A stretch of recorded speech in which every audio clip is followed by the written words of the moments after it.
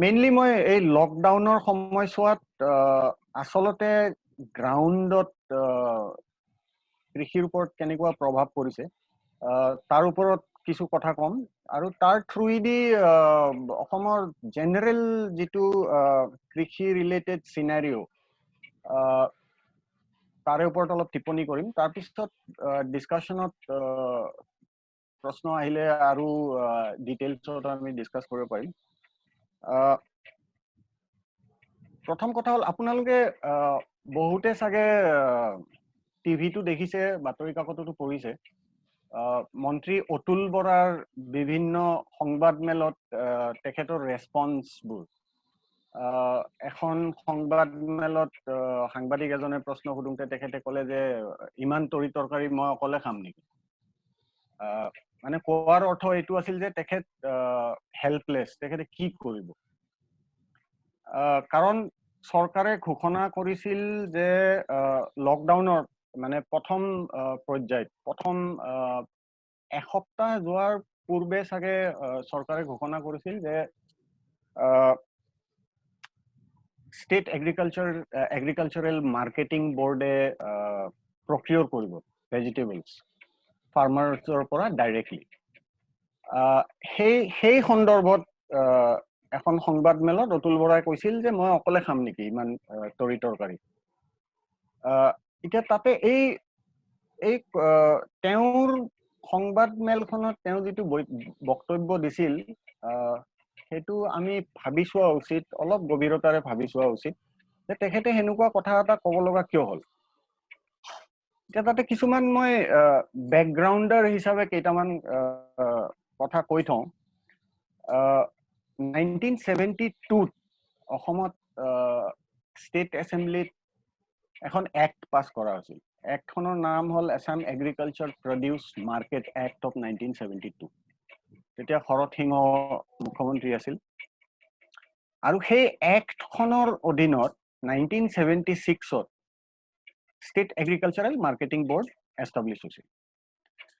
এতিয়া state agricultural marketing board কেনেকে on paper কেনেকে ফাংচন কৰে সেইটো আমি বুজা উচিত। ষ্টেট এগ্ৰিকালচাৰেল মাৰ্কেটিং বোৰ্ডৰ মেইন কাম হ'ল to form regulated market committees, যিটোক RMC বুলি কয়। এতিয়া ৰেগুলেটেড মাৰ্কেট কমিটিৰ ফাংচনছ যিকেইটা আপুনি এক্টখন যদি পঢ়ি চাই তাতে দেখিব প্ৰথম ফাংচনটো হ'ল to eradicate malpractice in trade of agricultural produces in urban, semi urban and rural market. Establishment of modern market yard, establishment of scientific storage facilities, আৰু establishment of cooperative banks in those regions য'ত establish হয় এখন regulated market committee য'ত establish হয় তাতে cooperative bank এটাও থাকিব লাগে যাতে ফাইনেন্সৰ ক্ষেত্ৰত ফেচিলিটেট হয় গোটেই প্ৰসেসটো। এতিয়া মাৰ্কেট কমিটিজবোৰ কেনেকে কনষ্টিটিউট হয়, এখন মাৰ্কেট কমিটিত RMC এখনত 7জন কৃষক থাকিব লাগে, 3জন লাইসেন্স ট্ৰেডাৰ থাকিব লাগে, এজন ফাৰ্মাৰ্স কোঅপাৰেটিভ সোসাইটি এখন থাকিব লাগে, এজন মেম্বাৰ কোঅপাৰেটিভ বেংকৰ থাকিব লাগে, এজন মেম্বাৰ ষ্টেট গভৰ্ণমেণ্ট নমিনেটেড হয়, এজন মেম্বাৰ লোকেল অথৰিটি নমিনেটেড হয়, that means ব্লক লেভেল, আৰু এজন ওয়াৰহাউস কৰ্পোৰেশনৰ মেম্বাৰ থাকিব লাগে। এতিয়া আপুনি যদি যোৱা বছৰৰ অসমৰ এগ্ৰিকালচাৰ ডিপাৰ্টমেন্টৰ ৰিপৰ্টছো যদি চাই আৰু আপুনি যদি এগ্ৰিকালচাৰেল মাৰ্কেটিং বোৰ্ডৰ ৱেবসাইটতো যদি গৈ চাই আপুনি দেখিব যে ক্লেইম কৰে অসম চৰকাৰে যে অসমত 24খন RMC আছে, ৰেগুলেটেড মাৰ্কেট কমিটি আছে, 20খন প্ৰিন্সিপাল মাৰ্কেট ইয়াৰ্ড আছে। তাৰমানে আমি যেতিয়া নেশ্যনেল ডিবেটছ কিছুমান শুনো কৃষিৰ ওপৰত, আপোনালোকে চাগে মন্ডি এই শব্দটো শুনি থাকে যে মন্ডিত মিনিমাম MSP পোৱা নাই, মিনিমাম সাপোৰ্ট নাই। সেই মন্ডিখন হ'ল প্ৰিন্সিপাল মাৰ্কেট ইয়াৰ্ড। আৰু আমাৰ এগ্ৰিকালচাৰ মাৰ্কেটিং বোৰ্ডে ক্লেইম কৰে ৰিপৰ্টতো লিখে যে 206খন সাব মাৰ্কেট ইয়াৰ্ড আছে অসমত এতিয়া এইবোৰ অন পেপাৰ গোটেই সিস্টেমটো আছে কিন্তু আপুনি যদি গ্ৰাউণ্ডত চাব যায় none of this exist এইবোৰ গোটেই নন এক্সিস্টেন্সিয়েল এইবোৰ বেসিক্যালি গভৰ্নমেন্ট জব জেনাৰেট কৰা কিছুমান ডিপাৰ্টমেন্টস হৈ থাকি গৈছে আৰু যেতিয়া আপোনাৰ লকডাউন ষ্টাৰ্ট হল এটা আনপ্ৰেসিডেন্টেড ইভেন্ট এটা এই লকডাউনটো আগতে কেতিয়াও হোৱা নাই এনেকুৱা গোটেই বিশ্বজুৰি কতোৱে হোৱা নাই এনেকুৱা লকডাউন কিছুমান স্পেশাল সাৰ্কামস্টেন্সেছত হৈছিল চাগে ইউৰোপত ওয়াৰ্ল্ড ওয়াৰৰ সময়ত হৈছিল এনে পৰিস্থিতি বা ইউএছত গ্ৰেট ডিপ্ৰেছনৰ সময়ত হৈছিল এনেকুৱা পৰিস্থিতি কিন্তু আমি এটা গ্লোবেল স্কেলত আমি এনেকুৱা লকডাউন আগতে দেখা নাই আৰু ইণ্ডিয়াটো কেতিয়াও হোৱা নাই অসমতো হোৱা নাই অসম আন্দোলন এটা সুকীয়া বিষয় হলে আসলতে গভৰ্নমেন্ট যিবোৰ মেকানিজমছ আৰু ইনষ্টিটিউশনছ যিবোৰ এনুৱেল ৰিপৰ্টছত সব যায় যেনেকে যোৱা বছৰ এনুৱেল ৰিপৰ্টত গৈছে যে 20খন ফাংচনিং আৰএমচি আছে 24খন অসমত 20খন প্ৰিন্সিপাল মাৰ্কেট ইয়াৰ্ড আছে আৰু এইবোৰ মানে আৰএমচি এখনত এইবোৰ মেম্বাৰ আছে 7জন কৃষক 3জন লাইসেন্স ট্ৰেডাৰ এজন ওয়্যাৰহাউস কৰ্পোৰেশনৰ মেম্বাৰ অমুক তমুক এইবোৰ ৰিপৰ্টছত গৈ থাকে কিন্তু আসলতে এই সিস্টেমবোৰ এক্সিস্ট কৰে নে নকৰে ফাংশন কৰে নে নকৰে প্ৰুফ সহকাৰে আমি লকডাউনৰ সময়ছোৱাত দেখিছো আজি ফেসবুকত এখন পোস্টাৰ দেখিছিলো কোনোবাই একচুয়ালি পোস্টাৰ নহয় ফটো এখন বৰ ধুনীয়া ফটো এখন দেখিছিলো যে corona did not destroy the system it exposes the broken system অসমৰ আপুনি কৃষি উৎপাদনৰ বজাৰখন যদি চাই তাতে সঁচা অৰ্থত ক'ব গ'লে ষ্টেটৰ আৰু গভৰ্নমেন্টৰ একো হস্তক্ষেপ নাই there is absolutely no intervention of the state and the government in the agricultural produce market আৰু সেই কথাটো এই লকডাউনৰ সময়ছোৱাত বৰ ভালকে এস্টাব্লিশ যোনে অবজাৰ্ভ কৰি আছে বা ফিল্ডত কাম কৰি আছে তেখেতসকলে আগৰ পৰাই জানে তথ্য দিয়া বৰ এটা চ্যালেঞ্জিং কাম আছিল এবাৰ আমি তথ্যও পাইছো এইটো কাৰণ সবে নিজ চকুৰে দেখা পাইছে যেতিয়া আপোনাৰ ঘোষণা হল যে ষ্টেট এগ্ৰিকালচাৰেল মাৰ্কেটিং বোৰ্ডে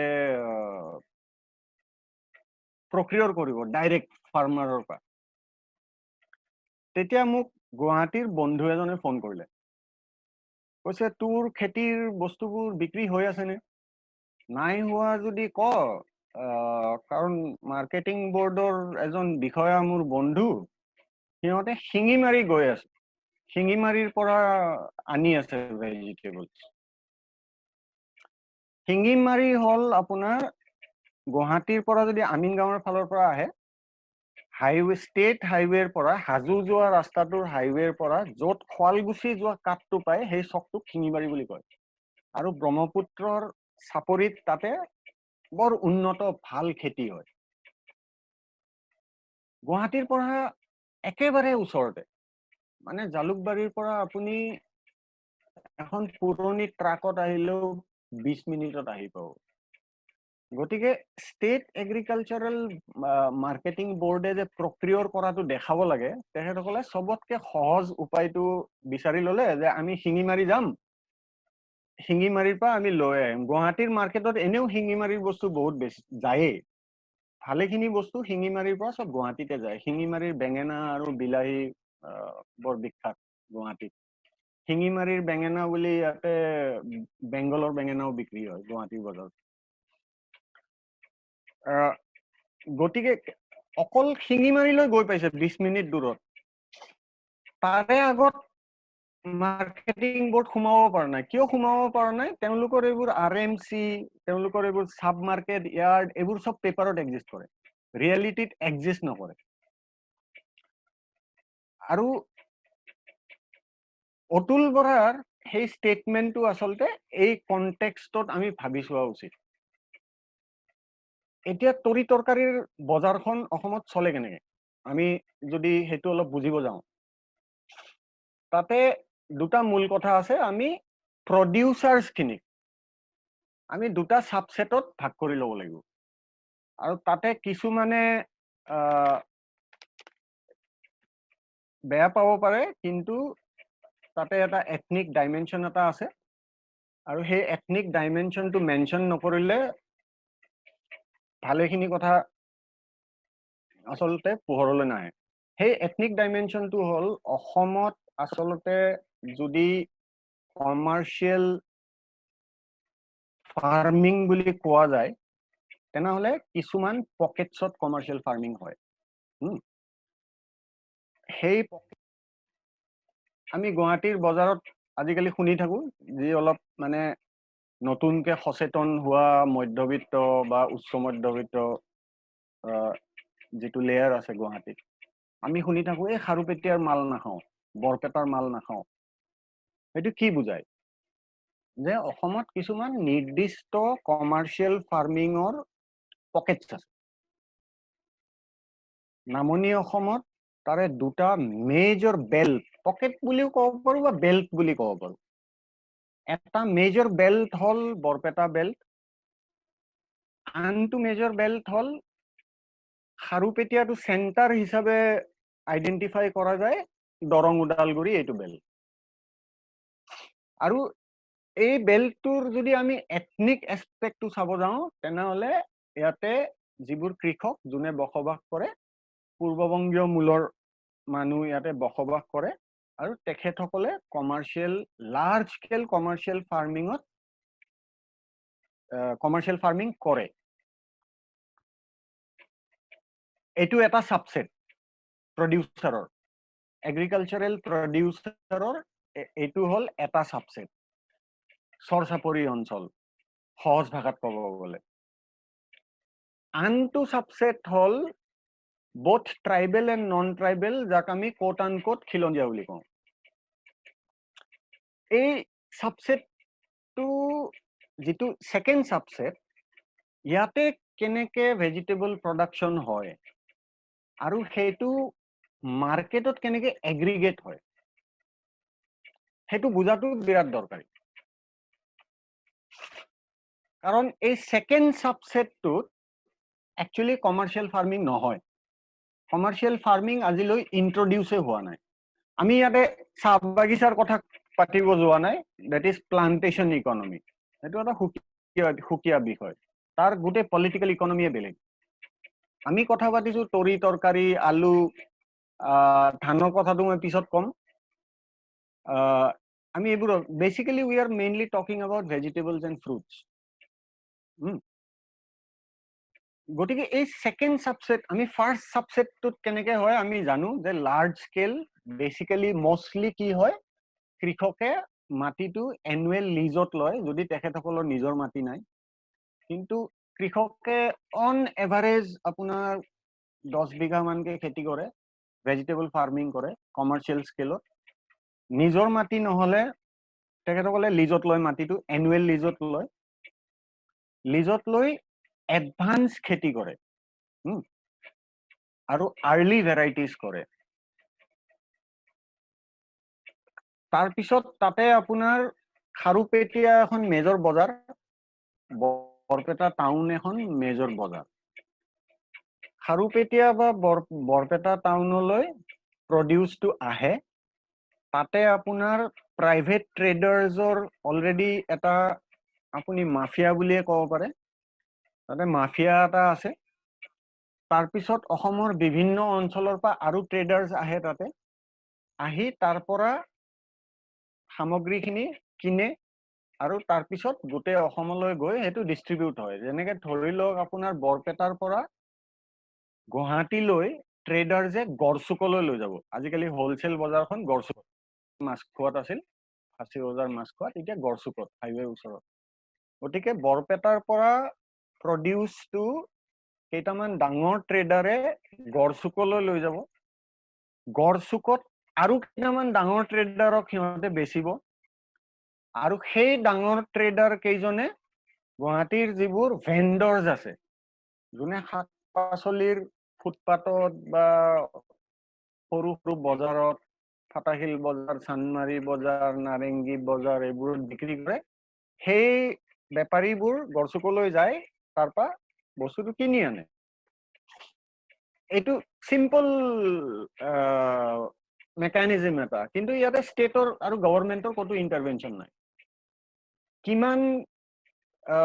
প্ৰডিউচ বৰপেটা ৰোড বজাৰত বা খাৰুপেটীয়া বজাৰত উইকলি কিমান প্ৰডিউচ আহি আছে খেতিৰ পৰা আৰু তাৰ পৰা কিমান প্ৰডিউচ অসমৰ বিভিন্ন জায়গাত গৈ আছে অসম চৰকাৰৰ হাতত একো তথ্য নাই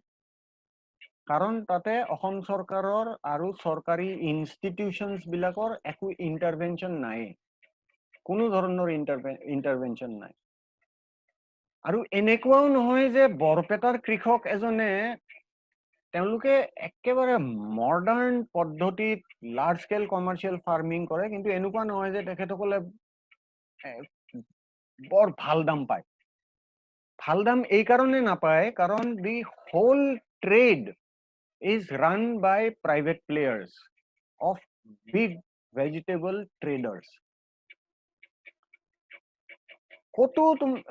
গভৰ্ণমেণ্ট ইনষ্টিটিউচনৰ তাতে দখল নাই এইটো হল ফাৰ্ষ্ট যিটো সাবসেট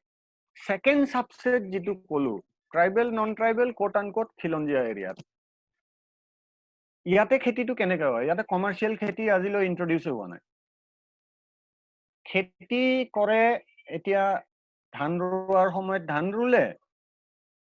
ধান ৰুই ধানটো অকল ৰুৱে আজি মোটামুটি 60 বছৰৰ পৰা একো মানে টেকনলজিক্যাল আপগ্ৰেডেশন হোৱা নাই ধান ৰুৱাত মই এইটো সেকেন্ড সাবসেটটোৰ কথা কৈছো মই যেতিয়া টেকনলজিক্যাল আপগ্ৰেড বুলি কৈছো মই মেচিনাৰিজৰ কথা কোৱা নাই farming is more or less like any other science প্ৰত্যেক 6 মাহত এটা ব্ৰেক থ্ৰু আহে ধান ৰোৱাৰ নতুন পদ্ধতি আহে এতিয়া মোৰ গাঁৱত মানুহে ধান ৰুৱে এতিয়া কঠিয়া পাৰা আৰম্ভ হ'ব আৰু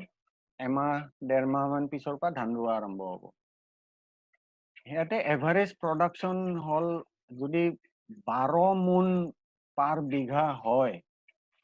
1 মোনত 40 কিলো থাকে গতিকে 12 মোন যদি পাৰ বিঘা প্ৰডাকশন হয় ময়ুৰ টাইম শেষ হৈ আহিছে নেকি এনিৱে 12 মোন যদি প্ৰডাকশন হয় 12 মোন প্ৰডাকশন হলে মানে সেলিব্ৰেট কৰে যে এনেকুৱা বাম্পাৰ ক্ৰপ হৈছে কিন্তু আজিকালি বহুত নতুন পদ্ধতি আহিছে যিবোৰ আপোনালোকে বৰপেটা গলে দেখা পাব নতুন বহুত ধান ৰোৱাৰ পদ্ধতি আহিছে 1980জতে SRI বুলি সিস্টেম এটা ইন্ট্ৰডিউস হৈছিল সিস্টেম অফ ৰাইস ইন্টেনসিফিকেশন মই যোৱা বছৰৰ পৰা আমাৰ গাঁৱত সিস্টেম অফ ৰাইস ইন্টেনসিফিকেশন এডপ্ট কৰিছো মই মোৰ বিঘা প্ৰডাকশন পাও 25 to 30 মন্থ গতিকে মই টেকনলজি হেতু সেন্সত কৈছো মই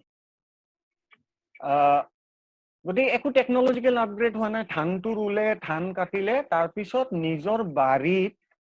বাৰীখনত 20 ডাল ভেন্দি ৰুলে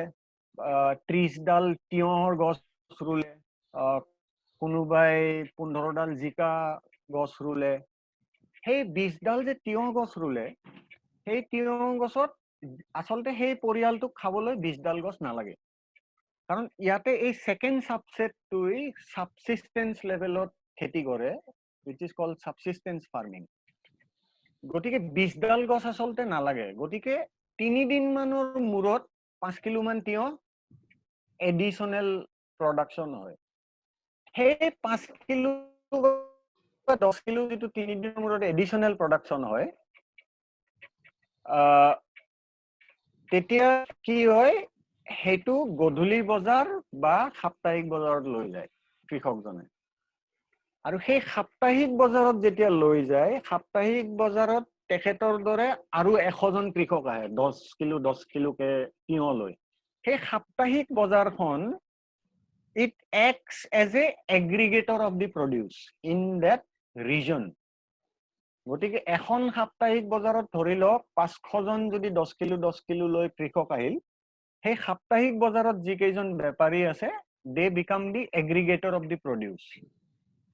তাৰপিছত গৈ যেতিয়া সেইটো 5 টন হল, সেইটো তেতিয়ালৈ সেই 5 টন মালটো তাৰে 1 টন মাল লোকেল বজাৰত সাৰ্কুলেট হয় আৰু 4 টন মাল সেইটো নলবাৰী টাউনত যাব বা গুৱাহাটী টাউনলৈ গুচি যায়। এই সেকেন্ড সাবসেটৰ মই যেটো বজাৰৰ মেকানিজমটো বুজালো, ইয়াতেও সৰকাৰৰ কতো একো ইন্টাৰভেনশন নাই। গতিকে এই লকডাউনৰ দৰে পৰিস্থিতি এটাত যদি অসমৰ কৃষি মন্ত্ৰী যোনেই নহওক, অতুল বৰাই হওক বা যোনেই নহওক, লকডাউন যদি কংগ্ৰেছৰ দিনত হলে তেতিয়াও এইটোৱে পৰিস্থিতি হলে, তেখেতক যদি এখন সংবাদ মেলত বহাই দিয়ে, তেখেতৰ ওচৰত আচলতে ক'ব লগা একো নাথাকে। এইটো হল গোটেই মেকানিজমটো যেটো মার্কেট। মই জাস্ট এটা কথা কৈ লওঁ, আমাৰ ওচৰত আৰু 5 মিনিট আছে, গতিকে একো নাই, 5 মিনিটৰ পাছত আমি মই সবৰ কাৰণে কৈছো এইটো, আপোনালোকে যেটো লগইন আইডি আৰু যেটো লিংক ইউজ কৰি আপোনালোকে আহিছিল এখন মিটিঙত আকৌ আহি যাব পাৰিব, একে ধৰণে মিটিংখন চলিব। Just please continue. এইটো হল তাৰমানে অসমত আচলতে আমি লকডাউনৰ পৰিস্থিতিত আমি বেছি স্পষ্টকে দেখা পাইছো আচলতে মাৰ্কেটখন কেনেকে চলি আছিল, য'ত কোনো গভৰ্ণমেন্টৰ একচুয়ালি একো ইন্টাৰভেনশন নাই, অকল এনুৱেল ৰিপৰ্টছ বোৰত এইবোৰ লিখে আমাৰ ইমান ইয়াৰ্ড আছে, আমাৰ ইমান RMCs আছে, এইবোৰ ৰিপৰ্টত লিখা কথা, আচলতে these are all non functional. সেইটো কথা আমি লকডাউনত স্পষ্টভাৱে দেখিছো। কিন্তু এতিয়া লকডাউনৰ একচুৱেল ইম্পেক্টটো কি হৈছে, আকৌ মই এই দুটা সাবসেট অলৰেডি কৈ থলো, 2 subsets of farmers,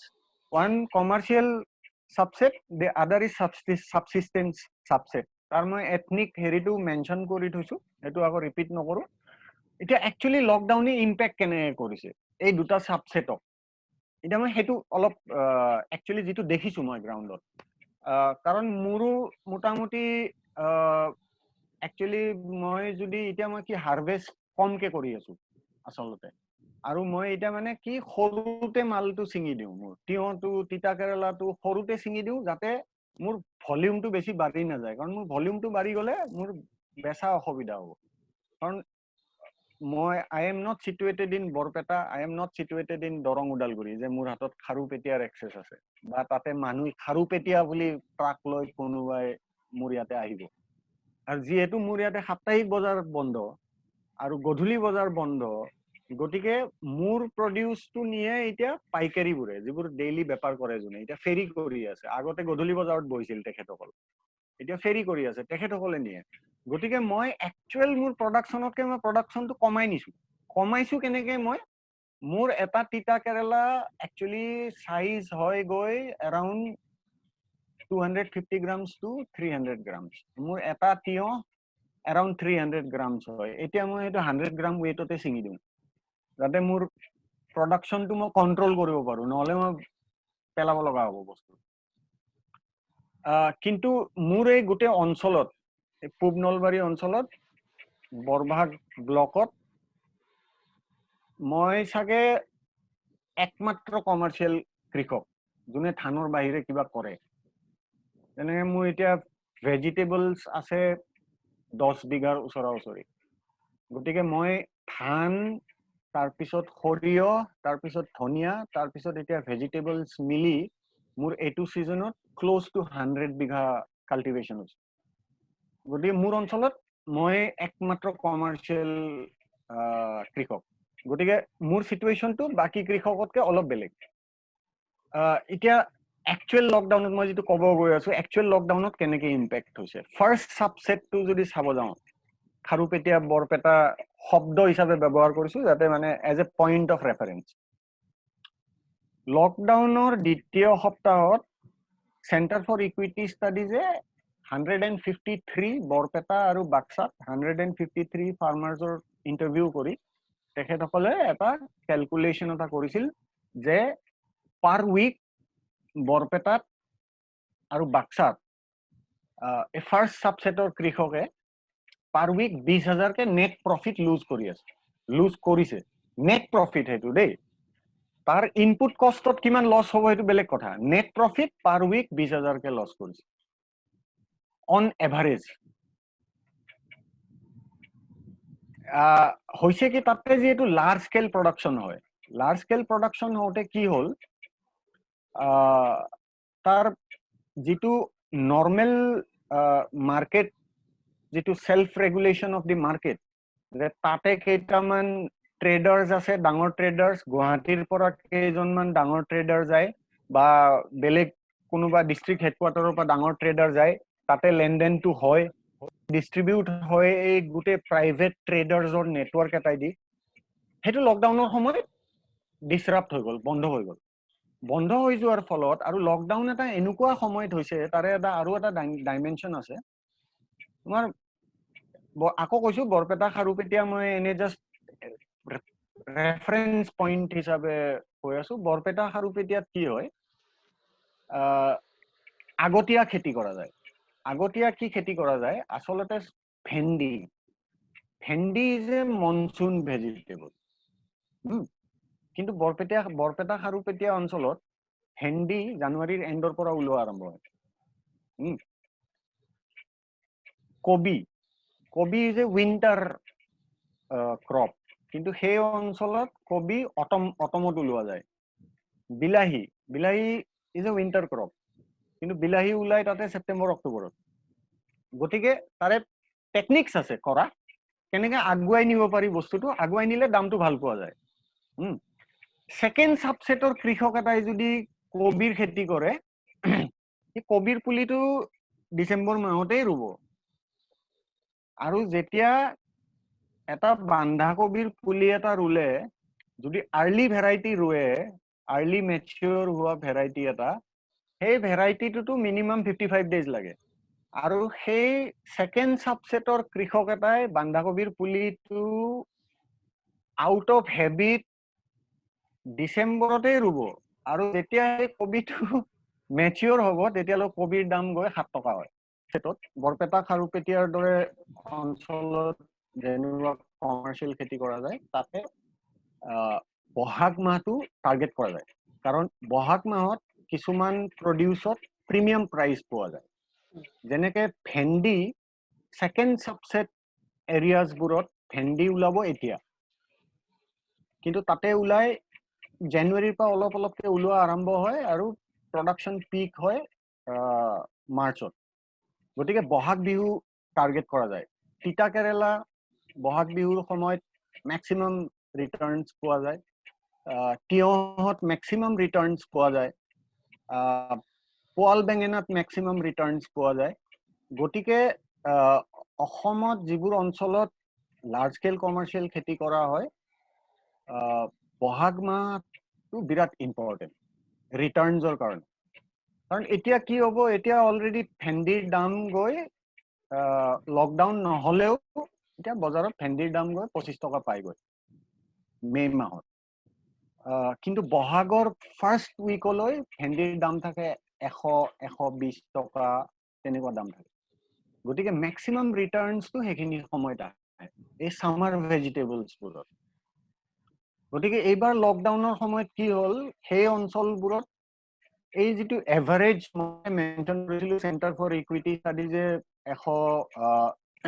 150 টানে কিবা কৃষকক সাৰ্ভে কৰি যেটো ইহঁতে এভাৰেজ ওলাইছে যে পাৰ উইক নেট প্ৰফিট 20000 লছ হৈছে হেতুত এই ডাইমেনশনটো জড়িত হৈ আছে যে আৰ্লি ক্ৰপ বজাৰত ওলাই দিয়া গতিকে যেটো ন্যাচাৰাল মই যেটো আগতে কৈ আছিলো যেনেকে আনৰেগুলেটেড যেটো এটা মেকানিজম চলি আছিল মাৰ্কেট মেকানিজম হেতু তাৰ ন্যাচাৰাল হেৰিটো বন্ধ হৈ গল লকডাউনৰ কাৰণে বন্ধ হোৱাৰ ফলত কি হ'ল যত এজন কৃষকে যদি 1 টন তিতা কেৰেলা বা 1 টন তিয়হ বা 500 কিলো ভেন্ডি যদি উইকলি বেচিছিল লকডাউনৰ সময়ছোৱাত 100 কিলো বেচিছে 100 কিলো বেচাৰ ফলত বাকি 900 কিলো যে পচিব হেতুৰ কাৰণে কি হৈছে হেল্ল ময়ূৰ চলি আছে নে চলি আছে আপুনি কক শুনি আছো হেতুৰ ফলত কি হ'ল যে এই 900 কিলো প্ৰডিউস খিনি যে বচাব লাগে পচি যোৱাৰ পৰা গতিকে কি হল একেবাৰে আউট অফ হেল্পলেছনেছ বাধ্যতা পৰি তেখেতসকলে দামটো বহুত কমাই দিব লগা হ'ল যে আমি 100 কিলো 30 টকা মূল হেৰিত বেচাতকে ৰেটত বেচাতকে আমি 1000 কিলোৱে বেচো কিন্তু 5 টকা ৰেটত বেচি দিম হেনুৱা এটা পৰিস্থিতি তাতে আহিল আহাৰ ফলত কি হল তাৰে ম্যাক্সিমাম প্ৰফিট কাৰ হল যোনে সেই নন ষ্টেট যিবোৰ এক্টৰ্ছ আছিল আনৰেগুলেটেড মাৰ্কেট যিখন আছিল যিবোৰ ট্ৰেডাৰ্ছ আছিল তেওঁলোকে এই লকডাউনৰ পৰিস্থিতিটো কৃষকজনেহে উইকলি 20,000 নেট প্ৰফিট লছ কৰিছে ট্ৰেডাৰজনৰ কিন্তু প্ৰফিট মাৰ্জিন আগতে 1000 কিলো কিনিছিল এজন কৃষকৰ পৰা সপ্তাহত লকডাউনৰ পৰিস্থিতিত থাকে 200 কিলো কিনিছে কিন্তু তেওঁৰ প্ৰফিট মাৰ্জিনটো বাঢ়িছে প্ৰফিট মাৰ্জিনটো বাঢ়িছে এই কাৰণে যে তেওঁ 1 টকাত বস্তুটো কিনিছে বা 2 টকাত কিনিছে বা খুব বেছি 5 টকাত কিনিছে আগতে 30 টকাত কিনিছিল কিনাৰ ফলত ট্ৰেডাৰৰ কিন্তু প্ৰফিটটো বাঢ়িছে বাঢ়াৰ পিছত আমি নিজেই ইয়াতে দেখিছো মই এতিয়া নলবাৰীত আছো নলবাৰীৰ বৰভাগ অঞ্চলত আছো আমাৰ নলবাৰী ৰেড জোনত আছিল ৰেড জোনত থাকোতে আসলতে বৰপেটাৰ পৰা ইয়াতে তৰি তৰকাৰী এলাউড নাছিল খুমুৱা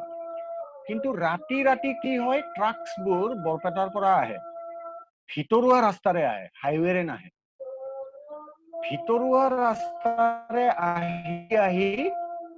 সৰু সৰু বজাৰবোৰত বজাৰ চক গাঁৱৰ বজাৰ চক কিছুমানত আৰু কি হয় 4খন গাঁৱত বা 5খন গাঁৱৰ যিকিটা গধূলি বজাৰৰ বেপাৰী আছে সিহঁতৰো এটা নেটৱৰ্ক থাকে গতিকে সিহঁতে আগতীয়াকৈ খবৰটো পায় যে আজি ৰাতি 3টা বজাত এখন ট্ৰাক আহিব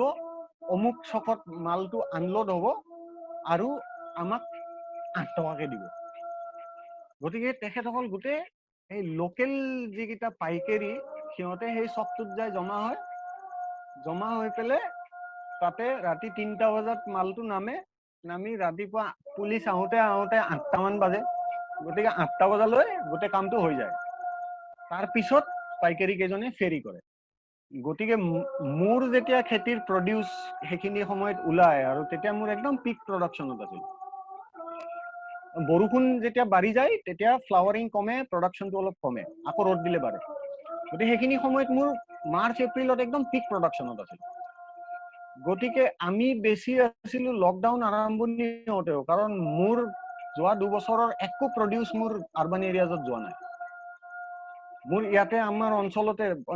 প্ৰথম দিনৰ পৰাই ৰুৰেল মাৰ্কেট টাৰ্গেট কৰিয়ে আমি ফাৰ্মিং কৰি আছো কৰিলে মোৰ যিটো বস্তু ইয়াতে ৰিটেইলত বিক্ৰী হৈ আছিল 40 টকাত ওভাৰনাইট গৈ পেলাই সেইটো 15 টকাত নামি আহিছে 15 টকাত এই কাৰণে নামি আহিছে কাৰণ মোৰ প্ৰডিউস খিনিও সেই পাইকাৰী খিনিয়ে নি আছিল গতিকে তেখেতসকলে যেতিয়া হঠাৎ বৰপেটাৰ পৰা এই ৰাতি চোৰাংচোৱাকে আহা বৰপেটাৰ পৰা 2 টকাত কিনি আনা তিয়হটো যেতিয়া গাঁৱৰ চকত ৰাতিপুৱা 3টা বজাত নামি যেতিয়া পাইকাৰীজনে তাৰ পৰা 8 টকাত কিনিব পায় মোৰ পৰা 15 টকা বা 20 টকা বা 25 টকাত নিকিনি গোটেই ট্ৰেডিংটো তেনেকে চলিছে লকডাউনৰ সময়ত আৰু মুনাফাটো গোটেই কোনে কামাইছে সেই ট্ৰেডাৰ কেইজনে যিকেইজন ডাঙৰ ট্ৰেডাৰ যোনে আগতে আনৰেগুলেটেড মাৰ্কেটখন চলাই আছে গতিকে এইটো হল সাবসেট 1 এৰিয়াৰ কি ইম্প্যাক্ট হৈছে সাবসেট 2 এৰিয়াত কি ইম্প্যাক্ট হৈছে এতিয়া মোৰ কাখৰ ঘৰৰ এজন ল'ৰা আছে তেওঁ মানে মোৰ চুবুৰীত বয়স হ'ব কবাত 25-26 বছৰ ই ভাল খেতিয়ক বুলি জানাজাত তাৰ 2 কঠামান মাটিত তিয়হ আৰু লেচেৰা খেতি কৰিছিল গতিকে লকডাউনৰ সময়ছোৱাটো আগতে সেই মই কলো যে বাৰীত খেতি কৰে সপ্তাহত কবাত 20 কিলো এক্সেস প্ৰডাকশন হয় কিন্তু মই যাৰ এক্সাম্পল দি আছো তাৰ ধৰি লওক ডেইলি 20 কিলো প্ৰডাকশন হয় গতিকে he is already considered to be a big farmer in my neighbourhood গতিকে লকডাউনে কিন্তু এই ল'ৰাজনৰ ওপৰত একো প্ৰভাৱ পেলোৱা নাই কাৰণ 20 কিলো এনেও বিক্ৰী হৈছে গতিকে সি এইবাৰ ভালেই পাইছে কৈছে এইবাৰ মই বজাৰতো যাব লগা নহল মোৰ ঘৰতে বিক্ৰী হ'ল গতিকে একচুয়ালি আমি যেতিয়া কৈ থাকো যে লকডাউনৰ গ্ৰাম্য অঞ্চলত কি ইম্পেক্ট পৰিছে বিৰাট হেৰি মানে সামাজিক মাধ্যমত বিৰাট এটা হাহাকাৰ, কিন্তু আচলতে তাৰ লোকেল ডাইনামিক্সটো কি আৰু তাৰে যে এটা এথনিক ডাইমেনশ্যন আছে, তাৰে এটা হিষ্টৰিকেল ডাইমেনশ্যন আছে। সেই আমাৰ বেছিভাগ কোট আনকোট খিলঞ্জীয়া অঞ্চলত কেতিয়াও কমাৰ্চিয়েলাইজ হোৱাই নাই খেতি। গতিকে য'ত কমাৰ্চিয়েলাইজে হোৱা নাই, য'ত ছাবচিষ্টেন্স লেভেলতে পলিটিকেল ইকনমি, তাৰ পলিটিকেল ইকনমিটোৱে ছাবচিষ্টেন্স লেভেলৰ, তাতে জিডিপি স্কাই ৰকেট কৰিলেও বৰ এটা প্ৰভাৱ নপৰে আৰু গোটেই ইণ্ডিয়ান ইকনমি কলেপছ কৰি গ'লেও বৰ বেছি অভাৱ নপৰে বা বেছি প্ৰভাৱ নপৰে। গতিকে মোৰ নেক্সট ডোৰ নেইবাৰ যিজন ল'ৰাৰ মই কথা কৈ আছো, তাৰ খেতিত একো ইম্পেক্ট পৰা নাই। এতিয়া আমাৰ গাঁৱত যিজন সবতকে যাক ডাঙৰ খেতিয়ক বুলি ধৰা যায়, জব্বৰ ৰহমান বুলি ল'ৰা এজন আছে, 45 বছৰ মান বয়স হ'ব। মই মাজতে এদিন বহি তেখেতৰ লগত ক্যালকুলেশন কৰিলো যে এনুৱেল তেখেতে কি খেতি কৰে, আৰু তেখেতৰ জেনেৰেশ্যন ওয়াইজ তেখেতসকল বিখ্যাত। মোৰ তাত লিষ্টখন আছে কি খেতি কৰে। টোটেল বছৰটোত 30 বিঘা খেতি কৰে, 13 বিঘা ধান খেতি কৰে, 170 মোন পায়, তাৰে 80 মোন বেচে, বাকিখিনি গোটেই বছৰটো ধান নিকিনাকে খায়। তেখেতে বছৰত 1.5 বিঘা সৰিয়হ খেতি কৰে, কৰি তেখেতৰ গোটেই বছৰটোত তেখেতে মাৰ্কেটৰ পৰা 15 লিটাৰ মিঠাতেল কিনিব লগা হয়। বাকি সময়ছোৱা তেখেতে ঘৰৰ মাষ্টাৰ্ডেদি ঘৰৰ সৰিয়হৰে তেল খায়। 3 কঠা মাটিত কুঁহিয়াৰ খেতি কৰে, তাৰে 14 টিং গুড় প্ৰডাকশ্যন হয়, তাৰে 6 টিং গুড় ফেমিলিটোৱে গোটেই বছৰটোত খায়, চেনি নিকিনে, আৰু 8 টিং গুড়, এক টিং গুড়ত 2000 টকা, 8 টিং গুড় বিক্ৰী কৰে বজাৰত। 3 লেচা মাটিত নহৰু খেতি কৰে, পৰিয়ালটো খায়। গতিকে এই সেকেন্ড সাবসেট এৰিয়াবোৰত যেটো মই কৈ আছো subsistence political economy in itself is a subsistence political economy, তাৰে এইটো এটা ভাল উদাহৰণ। তেখেতে খেতি কৰে, he is recognised as the biggest farmer in this area, কিন্তু তেখেতে যে 2000 টকা ৰেটত 8 টিং গুড় বিক্ৰী কৰে আৰু তেখেতে 90 মোন ধান বিক্ৰী কৰে, that is a huge commercial enterprise for their family. গতিকে একচুয়ালি চাব গলে লকডাউনৰ আমি যদি কওঁ কৃষকৰ ওপৰত কি প্ৰভাৱ পৰিছে, অসমৰ বেছিভাগ অঞ্চলৰ কৃষকৰ ওপৰত লকডাউনৰ একো প্ৰভাৱ পৰা নাই। প্ৰভাৱ এই কাৰণে পৰা নাই কাৰণ কমাৰ্চিয়েল খেতি ইন্ট্ৰোডিউসে হোৱা নাই। প্ৰভাৱ ক'ত পৰিছে, য'ত কমাৰ্চিয়েল খেতি আজি 150 বছৰৰ পৰা চলি আছে। আমি যদি ইতিহাস চাওঁ, বৰপেটাৰ দৰে অঞ্চলত কমাৰ্চিয়েল তাৰ যেটো history of migration, that history of migration itself is related to commercial farming. গতিকে তাতে আজি 100-150 বছৰৰ পৰা 100-150 নহলেও 120 বছৰৰ পৰা তাতে কমাৰ্চিয়েল ফাৰ্মিং চলি আছে। গতিকে ইম্পেক্ট পৰিছে মই যেটো সাবসেট 1 এৰিয়া বুলি কৈ আছো,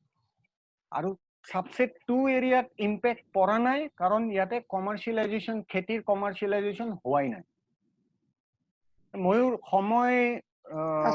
আৰু 5 শেষে মিনিট হ'ব চাগে, মই শেষ কৰো ইয়াতে ডিসকাশনত। নিশ্চয় নিশ্চয় কিবা যদি আৰু নিশ্চয় নিশ্চয় আপুনি আৰু 5 মিনিট ক'ব পাৰে।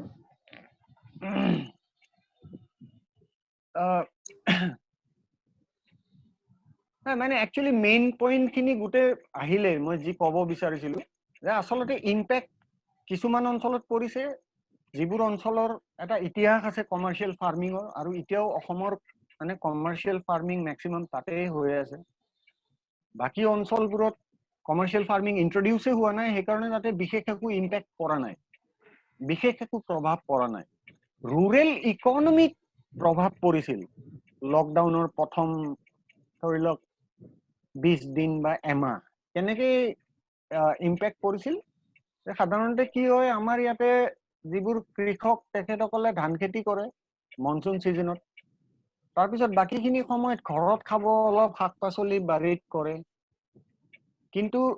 কেশৰো প্ৰয়োজন হয় মনিটৰী নিডছ ফিনান্সিয়েল নিডছ গাঁৱত এতিয়া বাঢ়ি গৈ আছে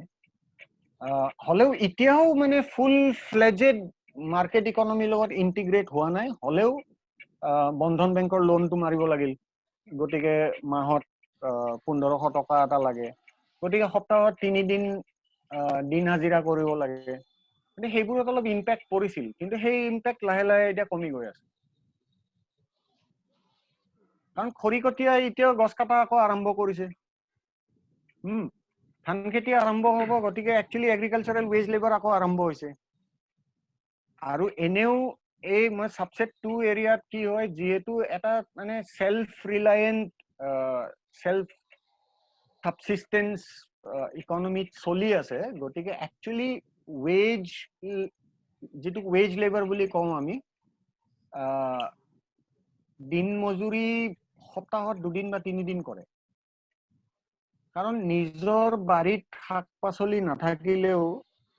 পথাৰত শাক আছে পথাৰত কচু আছে ঢেকিয়া আছে ঔটেঙা আছে ডালিৰ প্ৰচলন এতিয়াও খুব লিমিটেড ইয়াতে এতিয়াও খাৰ দিয়ে বেছি হেৰি কৰে গতিকে লকডাউনৰ সময়ছোৱাটো মানে এনেকুৱা হাংগাৰ ৰিলেটেড একো ইস্যু আহা নাই আসলতে তাতে সামৰণি মাৰিম আৰু ডিসকাশনত যদি কিবা পইণ্টছ উঠে তেতিয়া মই সবকে আনমিউট কৰি দিছো আপোনালোকৰ যদি সৰি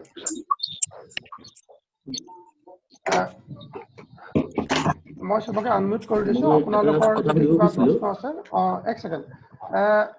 কোনে কৈছে তেওঁ নিজৰ নামটো যদি এবাৰ কৈ দিয়ে আমাৰ বাবে মোৰ নাম ঋতুৰাজ গোস্বামী হয় হয় কক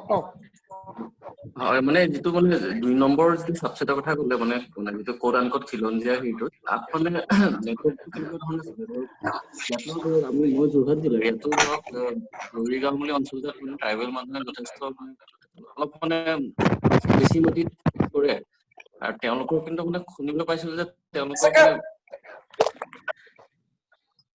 কিবা ডিস্টাৰ্ব হৈছে নি অকণমান ভালকে শুনা পোৱা নাই ভয়েসটো ব্ৰেক হৈ আছে ভালকে শুনা পোৱা নাই I think যিজনে কথা কৈ আছে তেওঁ আনমিউট কৰি বাকিবিলাকে মিউট কৰি ৰাখিলে ভাল হ'ব হয় হয় মই সবকে মিউট কৰি দিছো আকৌ ঋতুৰাজৰ বাহিৰে এক সেকেন্ড ঋতুৰাজ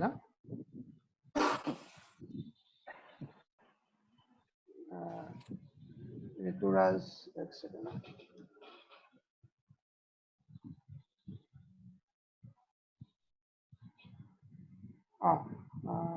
ঋতুৰাজ কক হয় ইয়াত মানে কমাৰ্চিয়েলি তেনেকে খেতি নহয় যদিও মানে ইয়াত কিন্তু প্ৰভাৱ কিন্তু মই একেবাৰে বিতংভাৱে নাজানো কিন্তু প্ৰভাৱ দেখিছো যে তেওঁলোকে দামটো আগতকে কম দামত বিকিবলগীয়া হৈছে আৰু তাতো মানে সৰু সৰু মানে ডাঙৰ প্লেয়াৰ নাই চাগে কিন্তু সৰু সৰু ট্ৰেডাৰবোৰে এনেকে মানে এই সুবিধা উঠাই পেলাই এটা মানে কৃষকসকলৰ মানে সমস্যা হৈছে বুলি ভাবো মানে এনে এই সেকেন্ড সেটটো কেনেকে মানে ট্ৰেডিংটো চলে এইটো অলপ জানিবলৈ মন আছে ঠিক আছে আৰু কোনোবা আছে যদি তেওঁলোকে ক'ব পাৰে আৰু কাৰোবাৰ প্ৰশ্ন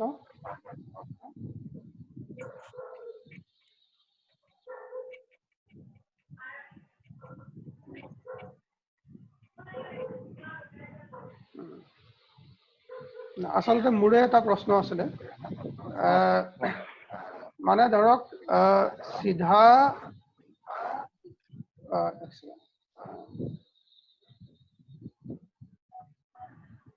সিধা সবৰে ওপৰত প্ৰভাৱ নপৰিলেও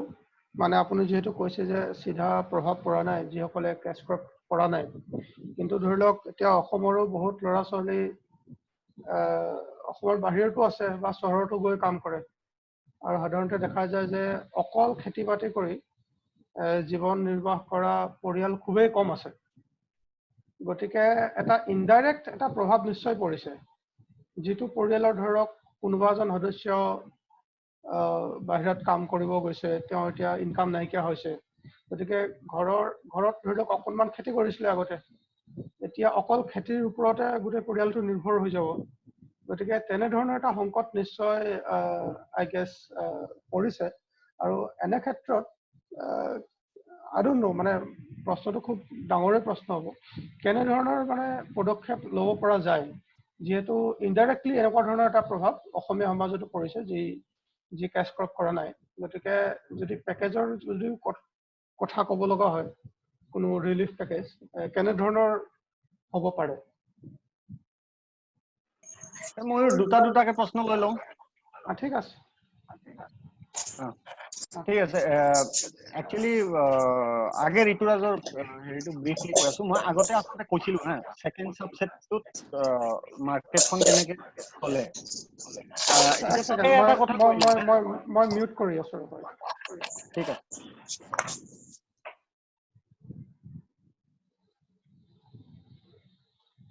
এবাৰ আৰম্ভণিত কৈছিলো যে সেকেন্ড সাবসেটত মাৰ্কেটখন কেনেকে চলে বেসিক্যালি কম পৰিমাণত প্ৰডিউস বজাৰলৈ লৈ যোৱা হয় আৰু উইকলি বজাৰ সাপ্তাহিক বজাৰ বা গধূলি বজাৰখনে হেতু এগ্ৰিগেটৰ হিচাপে এক্ট কৰে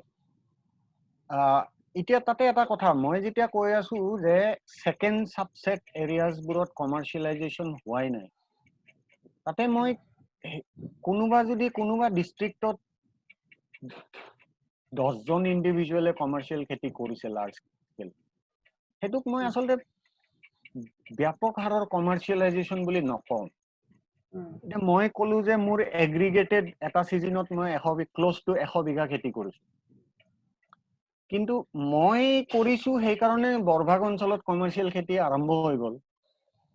হেতু কলে ভুল হ'ব গটিকে হেনুকৈ এবেৰেশনস আছে কিছুমান এটা ধৰি লওক গোলাঘাটত বহুত এতিয়া নতুন প্ৰজন্মৰ শিক্ষিত লৰা ছোৱালীয়ে ৰঙালাওৰ খেতি আৰম্ভ কৰিছে আমাৰ নলবাৰী অঞ্চলতো কৰিছে পাগলাদিয়া নদীৰ পাৰত লাৰ্জ স্কেল ৰঙালাও খেতি কিন্তু সেইবোৰ আসলতে আমি ডিস্ট্ৰিক্ট ওয়াইজ আমি গণিব পাৰো কেইজনে কৰিছে বা হেনেকুৱা কেইটা উদাহৰণ নিব পাৰো কোনোবা এটা অঞ্চলত যদি কবাত ধৰি লওক কিবা এটা প্ৰডিউস লৈ ডাঙৰকে খেতি কৰিছে সেইবোৰ এতিয়াও এবাৰেশন বুলিয়ে ক'ব লাগিব কাৰণ those are standalone examples দাম কমিছে হেতু মই কৈছো দাম কমিছে ঋতুৰাজে যেটো কৈছে যে দামৰ প্ৰভাৱ পৰিছে দামৰ প্ৰভাৱ কলু মোৰ ওপৰতো পৰিছে কিন্তু কেনেকে পৰিছে মই হেতুও বুজালো কাৰণ যত লাৰ্জ স্কেল কমাৰ্শিয়েল ফাৰ্মিং হয় তাৰ পৰা সেই ট্ৰেডাৰ কেইজনে আৰু ম্যাক্সিমাইজ কৰিছে প্ৰফিট কৰি তাৰ পৰা 1 টকা 2 টকাত আনি গুটে অসমত এই বস্তুটো যত ৰেড জোন আছে তাতেও ৰাতি বেলেগ ৰাস্তাৰে চোৰাংচোৱা পদ্ধতিৰে সোমাই তাতেও ক্যাপিটালাইজ কৰিছে কৰাৰ ফলত দামৰ ইম্প্যাক্টটো পৰিছে কিন্তু এতিয়া যিজন কৃষকে সপ্তাহত 10 কেজি প্ৰডিউস মাৰ্কেটত লৈ যায় তাতে দামৰ অলপ ইফাল হলে বৰ এটা ইম্প্যাক্ট নপৰে কাৰণ হেতু তেওঁৰ প্ৰাইমাৰী হেৰি নহয় ময়ূৰে যেটো কথা ময়ূৰৰ প্ৰশ্নটোত উল্লেখ কৰিছে আসলতে প্ৰাইমাৰী লাইভলিহুড হেতু নহয় তাত কি হৈছে সাবসিস্টেন্স লেভেলতে চলি আছে মই যেনেকে উদাহৰণটো দিলো এই জব্বৰ ৰহমানৰ উদাহৰণটো দিলো সাবসিস্টেন্স লেভেলৰ খেতি কৰি পেলে গুটে ফ্যামিলিটো গুটে বছৰটো চলি আছে তাতে জব্বৰ ৰহমানৰ ভাইক সৰু ভাইক এজন গুৱাহাটীত ফাৰ্মাসিউটিক্যাল কোম্পানী এটাত কাম কৰে চাকৰি কৰে তাৰ থ্ৰুদি ফাইনান্সিয়াল যিখিনি ইনপুট লাগে ফ্যামিলিটো হেতু সেই ফাইনান্সিয়াল ইনপুট খিনি ভাইকৰ চাকৰিটোৰ থ্ৰুদি আহে বাকি আদাৰৱাইজ ফ্যামিলিটো সেলফ সাস্টেইনিং গটিকে ইম্প্যাক্ট obviously দাম সামৰ ইম্প্যাক্ট পৰিছে কিন্তু হেতু একদম পুৰা ৰুৰাল ইকোনমিটো একদম মানে সাবসেট 2 এৰিয়াত ৰুৰাল ইকোনমি একদম তুলপাৰ কৰি দিয়া নাই সেই দামৰ প্ৰভাৱে কম দাম পোৱাৰ কাৰণে ঋতুৰাজৰ প্ৰশ্নটোৰ উত্তৰটো হ'ল হেতু ময়ূৰ তোমাৰ প্ৰশ্নটো একচুয়ালি ইন্টাৰেস্টিং কাৰণ তাতে আমি কিছুমান আৰু ডেটা চাব পাৰো মই অলপ ডেটা দি আৰম্ভ কৰো কথাটো ঠিক আছে ডেটা বেছি নহয়, এটা সৰু কেইটামান মই এনে এগ্ৰিকালচাৰ ডিপাৰ্টমেণ্টৰ ডেটা আচলতে বিশ্বাস কৰিব নোৱাৰি। কিয় বিশ্বাস কৰিব নোৱাৰি, মই নিজে এটা উদাহৰণ দিছো। নলবাৰীত এখন মেডিকেল কলেজ কনষ্ট্ৰাকশ্যন হৈ আছে, নলবাৰী মেডিকেল কলেজ বুলি। মোৰ ঘৰৰ পৰা 1.5 কিলোমিটাৰ দূৰত এখন বিশাল পথাৰৰ মাজত, আৰু সেই পথাৰখন আচলতে এটা বৃহৎ অঞ্চলৰ নেচাৰেল ড্ৰেইনেজৰ ফ্ল'টোত পৰে। যেতিয়া মেডিকেল কলেজৰ কনষ্ট্ৰাকশ্যন আৰম্ভ হ'ল, পথাৰখনৰ একদম উৰ-মুৰ ইটো পাৰৰ পৰা সিটো পাৰলৈ মাজত আৰ্ট ফিলিং হৈ গ'ল। আৰ্ট ফিলিং হোৱাৰ কাৰণে গোটেই নেচাৰেল ৱাটাৰ ফ্ল'টো, বৰষুণৰ পানী তোমাৰ পথাৰে পথাৰে ওখ পথাৰৰ পৰা নামনি পথাৰত নামি সি গৈ নোনা নদীত পৰে, নোনা নদীৰ পৰা গৈ বৰলীয়া নদীত পৰে, বৰলীয়া নদীৰ পৰা গৈ পাগলাদিয়া নদীত পৰে, পাগলাদিয়া নদীৰ পৰা গৈ ব্ৰহ্মপুত্ৰত পৰে। গতিকে পথাৰখন যেতিয়া আৰ্ট ফিলিং কৰি দিলে, আৰ্ট ফিলিং কৰি দিওঁতে ৱাটাৰ লগিং আৰম্ভ হৈ গ'ল। কাৰণ মনচুন আৰম্ভ হ'ল যোৱা বছৰ, ৱাটাৰ লগিং আৰম্ভ হ'ল। ৱাটাৰ লগিং আৰম্ভ হোৱাৰ পিছত, আৰু সেই যিখিনি সময়ত ৱাটাৰ লগিং আৰম্ভ হৈছে সেইখিনি সময়ত মানুহে কঠিয়াও পৰা নাই, মানে খেতিৰ আয়োজন আৰম্ভ হৈছেহে। পথাৰত এবাৰ ট্ৰেক্টৰ মাৰি থৈছে আৰু যে যিবোৰ মেটেকা চেটেকা আছে সেইবোৰ পচি থাকক। গতিকে it was still 2 months away from rice cultivation, rice paddy transplantation. তাৰপিছত কি হ'ল, পানী যেতিয়া ৱাটাৰ লগিং আৰম্ভ হ'ল, কিছুমান ঘৰতো পানী সোমাল, বস্তিত। কিছুমান মানুহে SDC অফিচৰ বাহিৰত হেৰি কৰিলে। তাৰপিছত SDC মিডিয়া, SDC অফিচত গৈ হাজিৰ হ'ল। SDCক কোনোবাই মন্ত্ৰীয়ে ৰিপৰ্ট দিব ক'লে, SDCয়ে এগ্ৰিকালচাৰ ডিপাৰ্টমেণ্টক সুধিলে, এগ্ৰিকালচাৰ ডিপাৰ্টমেণ্টে ৰিপৰ্ট দিলে যে 5,000 বিঘা এগ্ৰিকালচাৰেল লেণ্ড এফেক্ট হৈছে, খেতিয়ে নাই। গতিকে সেই 1942 নে 44ৰ যিটো আমাৰ লেণ্ড ছাৰ্ভে আছে, সেইটোৰ বেচিছত সিহঁতে মানে দেখিলে ঘগ্ৰাপাৰ চাব ডিভিজনত কিমান আছে খেতিৰ মাটি, সেইটো কেলকুলেট কৰি কৈ দিলে যে এই ৱাটাৰ লগিঙত 5,000 বিঘা এগ্ৰিকালচাৰেল লেণ্ড পানীৰ তলত গুচি গৈছে। এনেই আচলতে মানে এগ্ৰিকালচাৰ যিহেতু মাৰ্কেটখনৰ কোনো ৰেগুলেশ্যন নাই, কিমান প্ৰডিউচ বিক্ৰী হৈ আছে, কিমান প্ৰডিউচ কোনখন ডিষ্ট্ৰিক্টত গৈ আছে, য'ত একো তাতে গভৰ্ণমেণ্টৰ ইণ্টাৰভেনশ্যনে নাই, গভৰ্ণমেণ্টে ডেটাটো ক'ত পায়। তাৰ পিছতো যদি আমি এগ্ৰিকালচাৰ ডিপাৰ্টমেণ্টৰ অকণমান ডেটা চাওঁ, তেওঁলোকে ৰিপৰ্টটো এনুৱেল ৰিপৰ্ট পাব্লিছ কৰেই। গতিকে যোৱা বছৰ অসমত according to ministry of agriculture vegetable crops খেতি কৰা হৈছে 324,000 হেক্টৰ। কম্পেৰিটিভলি যদি চাব যাওঁ, বিহাৰত কৰা হৈছে 852,000 হেক্টৰ, ৱেষ্ট বেংগলত 1,464,000 হেক্টৰ, মেঘালয়ত 50,000 হেক্টৰ। এতিয়া ইণ্টাৰেষ্টিং হ'ল, অসম আচলতে as far as vegetable production is concerned, Assam self sufficient নহয়। কিন্তু যদি চৰকাৰক সোধা যায়, এগ্ৰিকালচাৰ মিনিষ্ট্ৰীক যদি সোধা যায় যে অসমত কিমান ইম্পৰ্ট হয় ভেজিটেবল আৰু কিমান এক্সপৰ্ট হয়, তেওঁলোকে সঠিক তথ্য দিব নোৱাৰে তথ্য। আপুনি যদি এটা ৰাফ আইডিয়া ল'ব লাগে, আপুনি কাৰ লগত কথা পাতিব লাগিব জানে? অসমৰ গোটেই ভেজিটেবল মাৰ্কেটছ আল্টিমেটলি যোনে কণ্ট্ৰল কৰে সেইটো হ'ল ফাঁচী বজাৰত 20খন নে 22খন গাড্ডি আছে, গাড্ডি বুলি কয়। সেই 20খন নে 22খন গাড্ডিৰ ভিতৰত অসমীয়া এজনে আছে, কিন্তু বাকী চব মাৰোৱাৰী আৰু বিহাৰী আৰু ইউপি আলা। গাড্ডিৰ মানুহকেইটাক যদি সোধে, তেওঁলোকে আপোনাক থুলমূল হিচাপ দি দিব, ইমান পাৰ্চেণ্টৰ পৰা ইমান পাৰ্চেণ্ট বাহিৰৰ পৰা। অসমৰ আচলতে ক্ল'জ টু 60% ভেজিটেবল বাহিৰৰ পৰা আহে, 3খন ৰাজ্যৰ পৰা আহে। ৱেষ্ট বেংগল, মেঘালয়। মই ডেটাটো কিয় দিছো, according to government data 324,000 hectare অসমত খেতি হৈ থকা বুলি কৈছে। মেঘালয় গভৰ্ণমেণ্টৰ মতে মেঘালয়ত 50,000 হেক্টৰ খেতি হৈ আছে, কিন্তু অসমৰ ক্ল'জ টু 20-25% ভেজিটেবল নিডছ মেঘালয়ে ফুলফিল কৰে। বাকীখিনি ৱেষ্ট বেংগল আৰু বিহাৰৰ পৰা আহে ভেজিটেবলছ। আমি যে এতিয়া বাৰিষাত জিকা খাম, ভাত কেৰেলা খাম, সেইটো বেংগলৰ পৰা আহে। আমি গোটেই বছৰটো যে পটল খাওঁ, সেইটো মেক্সিমাম বিহাৰৰ পৰা আহে, বাকীখিনি ৱেষ্ট বেংগলৰ পৰা আহে। আচলতে 324,000 হেক্টৰটো মোৰ সন্দেহ হয়। আৰু এই মানে আচলতে যে 60%, ক্ল'জ টু 60% ভেজিটেবলছ যে বাহিৰৰ পৰা আহে, এইটো মই ফাঁচী বজাৰৰ গাড্ডিৰ পৰাই লৈছো হিচাপ। এতিয়া কথাটো হ'ল আকৌ ৰিমেইনিং টাইম আকৌ আউট হ'ল। ঠিক আছে, আকৌ এবাৰ কৰি দিম। 7 মিনিট আছে। ময়ূৰ, তোমাৰ প্ৰশ্নটোত মেইন মই এইখিনি কিয় কৈ লৈছো,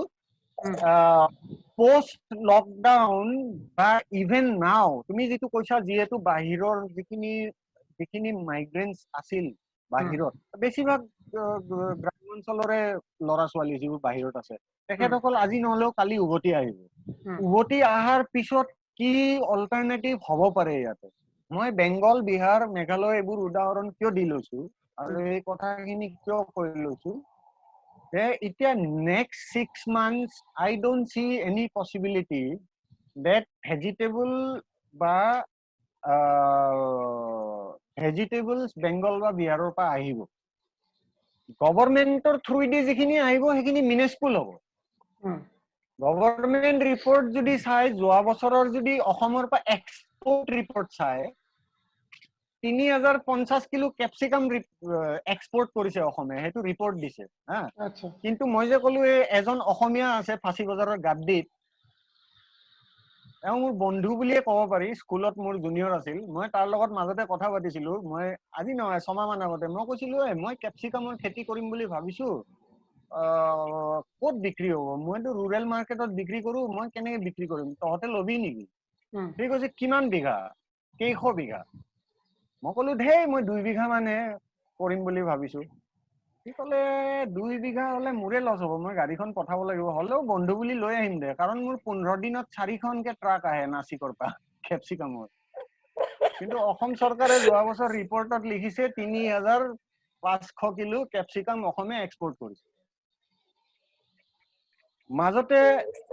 মন্ত্ৰী চন্দ্ৰমোহন পাটোৱাৰীয়ে এখন প্ৰেছ কনফাৰেন্সত কৈছে যে আমাৰ বৰপেটাৰ পৰা আমি এক্সপোৰ্ট কৰিলো ট্ৰাকেৰে, আমাৰ ট্ৰান্সপোৰ্ট ডিপাৰ্টমেণ্টে গোটেই হেৰি কৰিছে। তাৰপিছত নেক্সট লাইনত কৈছে কিন্তু আমি হলো ডিপেণ্ডেণ্ট ষ্টেট, বাহিৰৰ পৰা বেছি মাল আহে, ট্ৰেইনত কিন্তু আহি আছে মাল। গতিকে চৰকাৰী চেনেলেদি কিছুমান আহিব বস্তু বাহিৰৰ পৰা, কিন্তু যিহেতু গোটেই মাৰ্কেটখন আনৰেগুলেটেড প্ৰাইভেট মাৰ্কেট, বিহাৰ আৰু বেংগলৰ পৰা এইবাৰ চব্জি ভেজিটেবলছ আহা টান আছে। এই আনৰেগুলেটেড মাৰ্কেটখনত স্মাগল হৈ আহিব কিছুমান, এইটো বেলেগ কথা। গতিকে এইবাৰ মনচুনত আচলতে গভৰ্ণমেণ্টৰ ফালৰ পৰাই ল'ব লাগিব, বা নন গভৰ্ণমেণ্টেল ইনষ্টিটিউচনছ কিমান আছে অসমত, বা এতিয়া কৃষক সন্থা আছে, পলিটিকেল পাৰ্টিজবোৰৰ আছে, তেখেতসকলেও ইনিচিয়েটিভ ল'ব পাৰে যে এইবাৰ this monsoon it is a very good, whereas all India লেভেলত পি চাইনাথে এইবাৰ কৈছে যে this monsoon people should move away from cash crop. P চাইনাথে এটা ভাষণত মোটামুটি যে কৃষকে যদি এইবাৰ মনচুনত কেশ ক্ৰপৰ পৰা আঁতৰি গ্ৰেইন ক্ৰপলৈ নাহিলে কৃষকৰ দুৰ্দশা আৰু বাঢ়িব। সেইটো অল ইণ্ডিয়া লেভেলৰ কথা এটা কৈছে। অসমৰ পৰিস্থিতি সুকীয়া। অসমত মই ভাবো cash crop is an opportunity this time. কাৰণ আমাৰ ইয়াতে কি হয়, গ্ৰেইন ক্ৰপ কৰে, মই আৰু সময় থাকিলে কলো হয়, হাতৰ পইচা খৰচ কৰি ধান কৰে, হাতৰ পৰা পইচা যায়। গোটেই বছৰটো গ্ৰেইন সিকিউৰিটি, কিন্তু যিমান প্ৰডাকশন হয় তাতকে 2000 মান টকা প্ৰত্যেক ঘৰৰ বেছিকে খৰচ হয়। আমাৰ ইয়াতে আচলতে এইবাৰ ইট ইজ এ অপৰচুনিটি, এই মনসুনত যদি ক্যাশ ক্ৰপ প্ৰমোট কৰা যায়, ভেজিটেবল ক্যাশ ক্ৰপ, যিহেতু বিহাৰ আৰু বেংগলৰ পৰা এইবাৰ আনৰেগুলেটেড চেনেলেদি নাহে, আহিলেও খুব কম আহিব। এবাৰ জিকা উৎপাদন কৰক, ভাত কেৰেলাৰ খেতি কৰক, এতিয়াও সময় আছে। It can be a good source of income. Interesting. মই সৰু কথা এটা কৈ দিওঁ, জাষ্ট ফৰ ইনফৰমেশ্যন। মই মন্দিয়াৰ খেতিয়ক এজনৰ লগত কথা পাতিছিলো ফোনত। ইণ্টাৰেষ্টিংলি মন্দিয়া ছাবছেট 1ত পৰে, কিন্তু তেওঁলোকৰ বাকী ফালেদি ফাইনেন্সিয়েলি লোকচান হৈছে। কিন্তু মন্দিয়া ইণ্টাৰেষ্টিংলি আলুৰ খেতি হয়, আলুৰ খেতি কনচেন্ট্ৰেটেডলি আলুৰ খেতি হয়। এইবাৰ বিহাৰ আৰু বেংগলৰ আলুৰ খেতি এনেও ভাল হোৱা নাই আৰু লকডাউনৰ কাৰণে আহিব পৰা নাই। দুটা কাৰণত এইবাৰ চাপ্লাইটো অহা নাই। গতিকে মন্দিয়াৰ আলুৰ খেতিয়কে এবাৰ ভাল দাম পাইছে, মানে বাকী লোকচান হৈছে, তিয়হত লোকচান হৈছে, আলুত ভাল দাম পাইছে। কথাটো সেইটোৱে, আলু খেতিটো অলপ বেলেগ হা, আলু, পিঁয়াজ, নহৰু এইবোৰ খেতি অলপ বেলেগ। এইবোৰ তাৰমানে কি হয়, এইবোৰ সেমি পেৰিশেবল গুডছত পৰে। আলুটো কোল্ড ষ্টৰেজ নোহোৱাকেও তুমি 7 মাহৰ পৰা 8 মাহ ষ্টৰ কৰিব পাৰা হা, কোল্ড ষ্টৰেজ মাকৈটো তুমি কোল্ড ষ্টৰেজ নোহোৱাকে 1 বছৰলৈ ষ্টৰ কৰিব পাৰা। পিঁয়াজ তুমি 6 মাহলৈ ষ্টৰ কৰিব পাৰা। নহৰু তুমি 2 বছৰলৈ ষ্টৰ কৰিব পাৰা। আদা তুমি 2 বছৰলৈ ষ্টৰ কৰিব পাৰা। সেই খেতিটো অলপ বেলেগ, সেইবোৰ সেমি পেৰিশেবল খেতি। পেৰিশেবল খেতিত এবাৰ ময়ূৰৰ প্ৰশ্নটোৰ হেৰিত কৈছো, আকৌ মই কৈছো, this is a good opportunity. Systematic পদ্ধতিত হেৰি কৰক, আৰু একো টান কাম নহয়। গভৰ্ণমেণ্টে অলপ এফৰ্ট লগাব লাগে। গ্ৰাম সেৱক এজন আছে, গ্ৰাম সেৱকজনৰ গ্ৰামৰ লগত একো ৰিলেশ্যন নাই আজিকালি, সেইটো বেলেগ কথা। অকল ফৰ্ম সাইন কৰে, পিএম কিষাণ নিধিৰ ফৰ্ম সাইন কৰা, তাৰপিছত অমুকৰ ফৰ্ম সাইন কৰা, ফিল্ডত কেতিয়াও নাহে। অলপ যিটো already existing at least on paper চাকৰিটোতো আছে গ্ৰাম সেৱকজনৰ, গতিকে চৰকাৰে যদি অলপ এফৰ্ট, মই কৈ আছিলো যে যিটো অলৰেডি গভৰ্ণমেণ্ট সিস্টেম আছে, এটা নেটৱৰ্ক এটা আছে, ফাংচনেল নহয়। যেনেকে এজন ডিস্ট্ৰিক্ট অফিচাৰ থাকে, agricultural district officer, district office এটা আছে, তাৰ তলত এডিঅ থাকে। এডিঅ টো ব্লক লেভেলৰ অফিচাৰ হয়। পঞ্চায়ত লেভেলত এজন গ্ৰাম সেৱক থাকে। তেখেতসকলৰ এতিয়া যিটো মানে প্ৰেক্টিচ, তেওঁলোকৰ কৃষকৰ লগত একো লেনদেন নাই, অকল পেপাৰ ৱৰ্ক কৰে। গতিকে গভৰ্ণমেণ্টে যদি চিৰিয়াছলি ৰুৰেল ইকনমি মানে ৰিভাইভ কি, মানে ৰুৰেল ইকনমিক যদি এটা নতুন ডিৰেকশ্যন দিব বিচাৰিছে, this crisis is providing us with an opportunity, আৰু গভৰ্ণমেণ্টে এই নেটৱৰ্কটো এক্টিভেট কৰিব লাগে, সক্ৰিয় হ'ব লাগে, কৃষকৰ ওচৰত যাব লাগে, দিহা দিব লাগে, পৰামৰ্শ দিব লাগে, নতুন পদ্ধতি শিকাব লাগে। আৰু যিবোৰ নন গভৰ্ণমেণ্টেল অৰ্গেনাইজেশ্যনছ আছে, সি NGO হওক বা সি ইউনিয়নছ হওক, like agricultural unions, like all India Kisan Sabha for example, যিবোৰ ইউনিয়নছ আছে, ইউনিয়নছ বোৰে অকল ইকনমিক এছপেক্টছবোৰ যিবোৰ ইউজুৱেলি উঠাই থাকে, যে MSP নাপায়, MSP নোপোৱা কথাটো হ'ল, আমাৰ ইয়াতে তোমাৰ যিটোক মানে হিন্দী হাৰ্টলেণ্ডক মন্ডি বুলি কয়। মই যিটো আগতে ইয়াতে আমাৰ ৰেগুলেটেড মাৰ্কেট কমিটি RMC, আমাৰ ইয়াতে RMC পেপাৰত এক্সিষ্ট কৰে, গতিকে MSPৰ প্ৰশ্নই নাই ইয়াতে। সেইবোৰ ইস্যু উঠোৱা দৰকাৰী, যে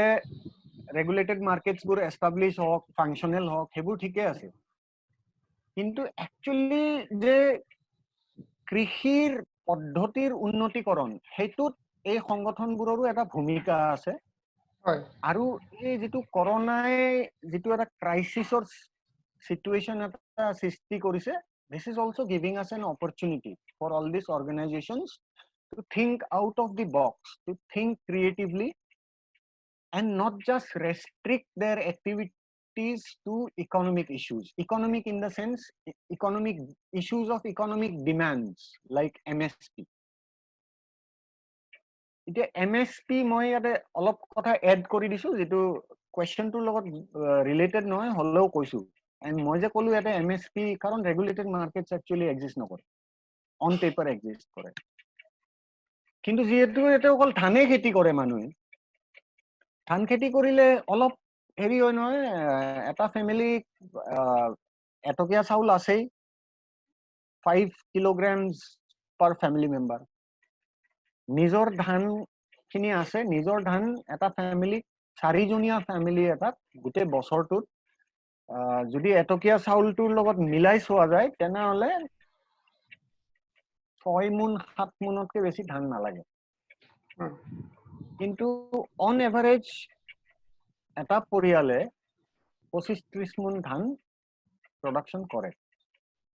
এই বাকি ধানখিনি বিক্ৰী কৰে তেখেতসকলে। আসলতে লস কৰি বিক্ৰী কৰে, ইনপুট বেছি হৈছিল তাৰ পিছতো বিক্ৰী কৰে। হেতু কাক বিক্ৰী কৰে? ৰাইস ট্ৰেডটো কেনেকে চলে হেতু মই অলপ বুজাই দি আছো। এই দুখন গাঁও তিনিখন গাঁও লৈ এজন বা দুজন ধান বেপাৰী থাকে। সেই এজন বা দুজন যে ধান বেপাৰী আছে তেখেতসকলে যেহেতু দুখন তিনিখন গাঁৱৰ কথা সবকে চিনি পায়, কাৰ কিমান ধান হৈছে এবাৰ হেতু জানে, গতিকে তেখেতসকলে জানে কাক এপ্ৰোচ কৰিব লাগে যে এই বনজিতৰ তাত এবাৰ 40 মোন ধান হ'ব বেচিব পাৰাকে, গতিকে মোৰ তাত আহিল। আহি ক'লে বনজিত বেচিবানে? মই ক'লো কিমান দাম দিব?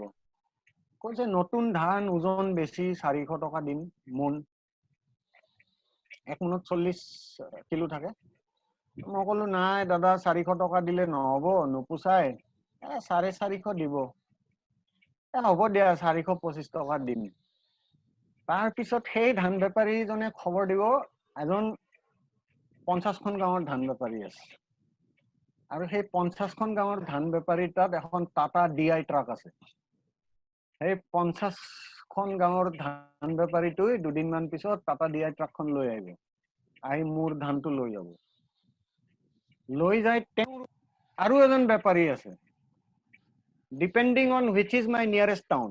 মোৰ ৰঙিয়া আৰু নলবাৰী নিয়াৰেষ্ট টাউন পৰে। আমাৰ ইয়াৰে যেটো মানে 50খন গাঁৱৰ বেপাৰী হি ৰঙিয়াত লৈ যায়। ৰঙিয়াত আছে মাৰৱাৰী এজন,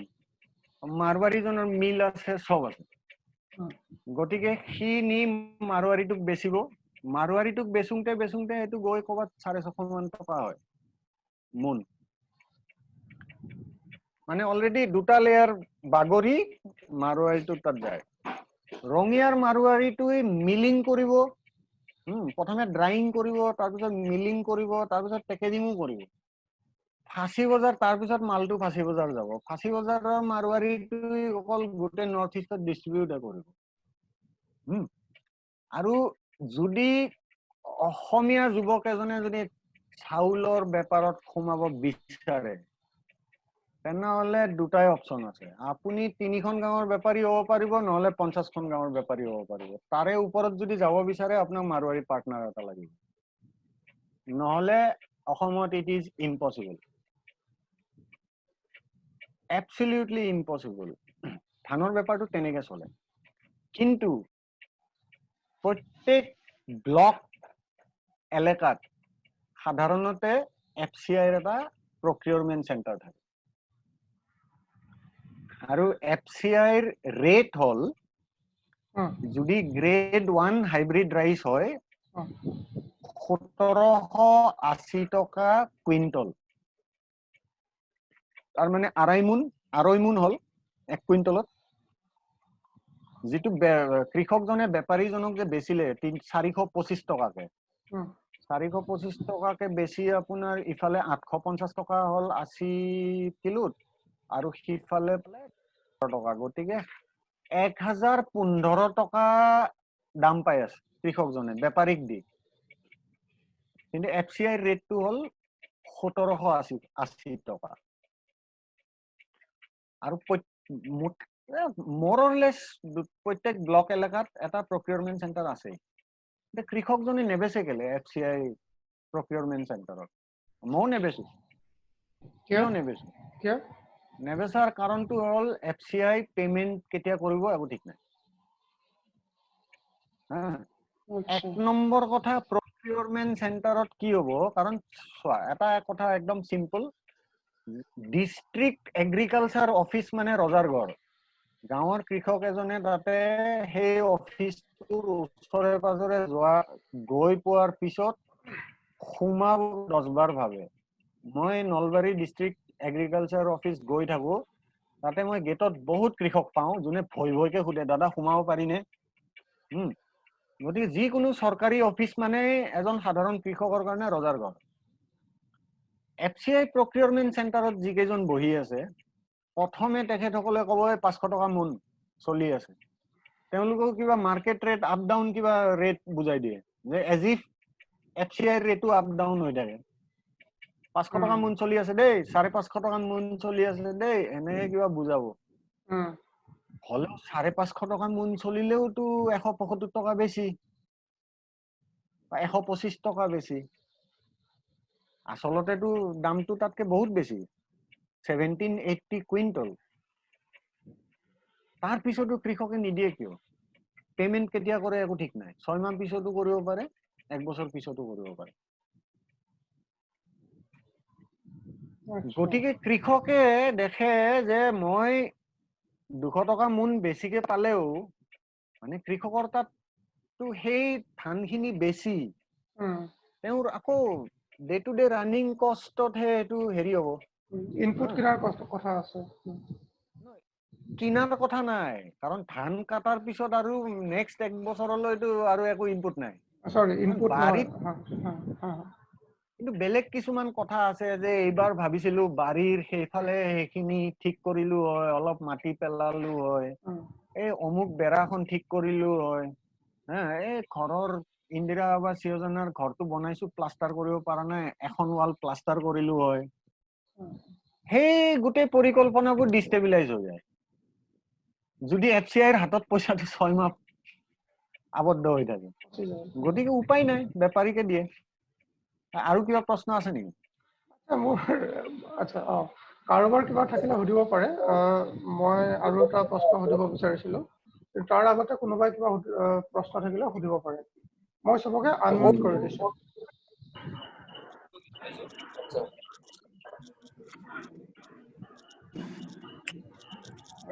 কোনোবা আছে হেল্ল' এই সীমান্ত মজুমদাৰে সুধিব বিচাৰিছে হয় সীমান্ত কওক বাকি সকলোকে নমস্কাৰ বাকিখিনিয়ে মিউট কৰি দিলে ভাল হ'ব কথাখিনি নহলে ইকো হয় কথাটো সীমান্ত ৰবা 1 সেকেন্ড হা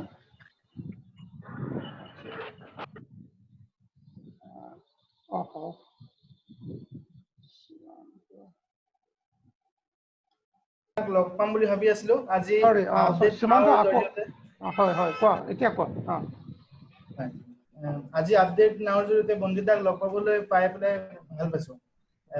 মোৰ এটা প্ৰশ্ন আছিলে এইটো যে এই লকডাউনৰ সময়ত আপোনাৰ বীজ আৰু সাৰৰ প্ৰডাকশন কেনেকুৱা হৈ আছে কোম্পানী বিলাকৰ জৰিয়তে আৰু আমাৰ যিহেতু বেছিভাগ খেতিয়কে হাইব্ৰিড বীজ আৰু সাৰৰ ওপৰত নিৰ্ভৰশীল হৈ পৰে গতিকে এইবাৰ দাম বঢ়াৰ কিবা অনুমান পাইছে নেকি আৰু দাম বাঢ়িলে খেতিয়কসকলৰ ইনপুট কষ্ট বাঢ়িব পাৰে নেকি তাৰ ওপৰত আপোনাৰ মন্তব্য কি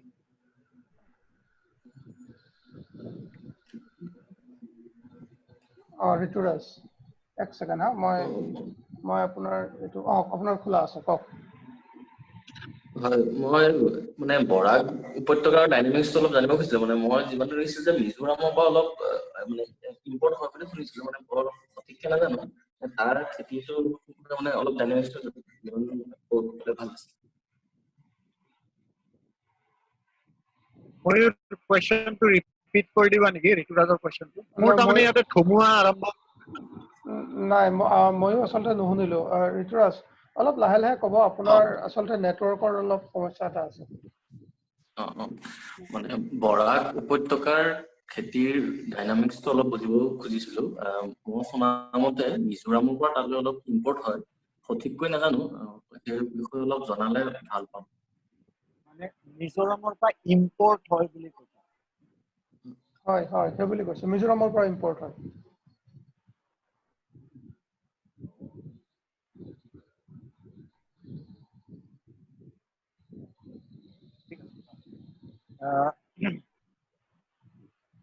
আগে অভিনৱৰ প্ৰশ্নটো উত্তৰ দিছে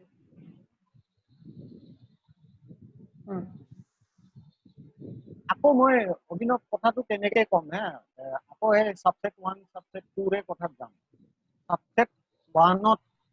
ইম্পেক্ট কৰিব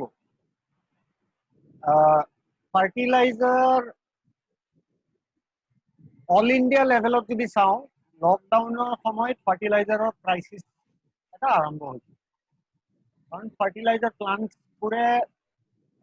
মই জনা মতে মই যিখিনি ফলো কৰিছোঁ 20% নে 25% লেভেলতহে প্ৰডাকশ্যন কৰিব পাৰিছে ফাৰ্টিলাইজাৰ কোম্পানী গতিকে যিবোৰ গ্ৰীণ ৰেভলিউশ্যন এৰিয়াজ আছে মানে ওল্ড গ্ৰীণ ৰেভলিউশ্যন এৰিয়াজ আৰু new green revolution areas mostly north India আৰু সাউথ ইণ্ডিয়া বেছি আপোনাৰ মাতটো অলপ সমস্যা আছে তাৰ মোৰ হয় হয় অলপ কেমেৰাটো সৰি হেডফোনডাল ওচৰলৈ আনি পাব এতিয়া অলপ ক্লিয়াৰ হৈছে নে এতিয়া একদম clear green revolution areas which is mostly North India and South India based তাতে আকৌ তললৈ গুচি গৈছে হেডফোনডাল কিবা এটা নেটৱৰ্কৰ সমস্যা মই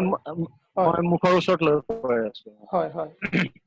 মোৰ নেটৱৰ্কৰ সমস্যা হৈছে কাৰণ ইয়াতে ধুমুহা আৰম্ভ হৈছে গতিকে লাইটো যাব পাৰে মই কৈছো যে অল ইণ্ডিয়া লেভেলত চাব গ'লে ডাঙৰ ক্ৰাইচিছ এটা হ'ব এবাৰ ফাৰ্টিলাইজাৰৰ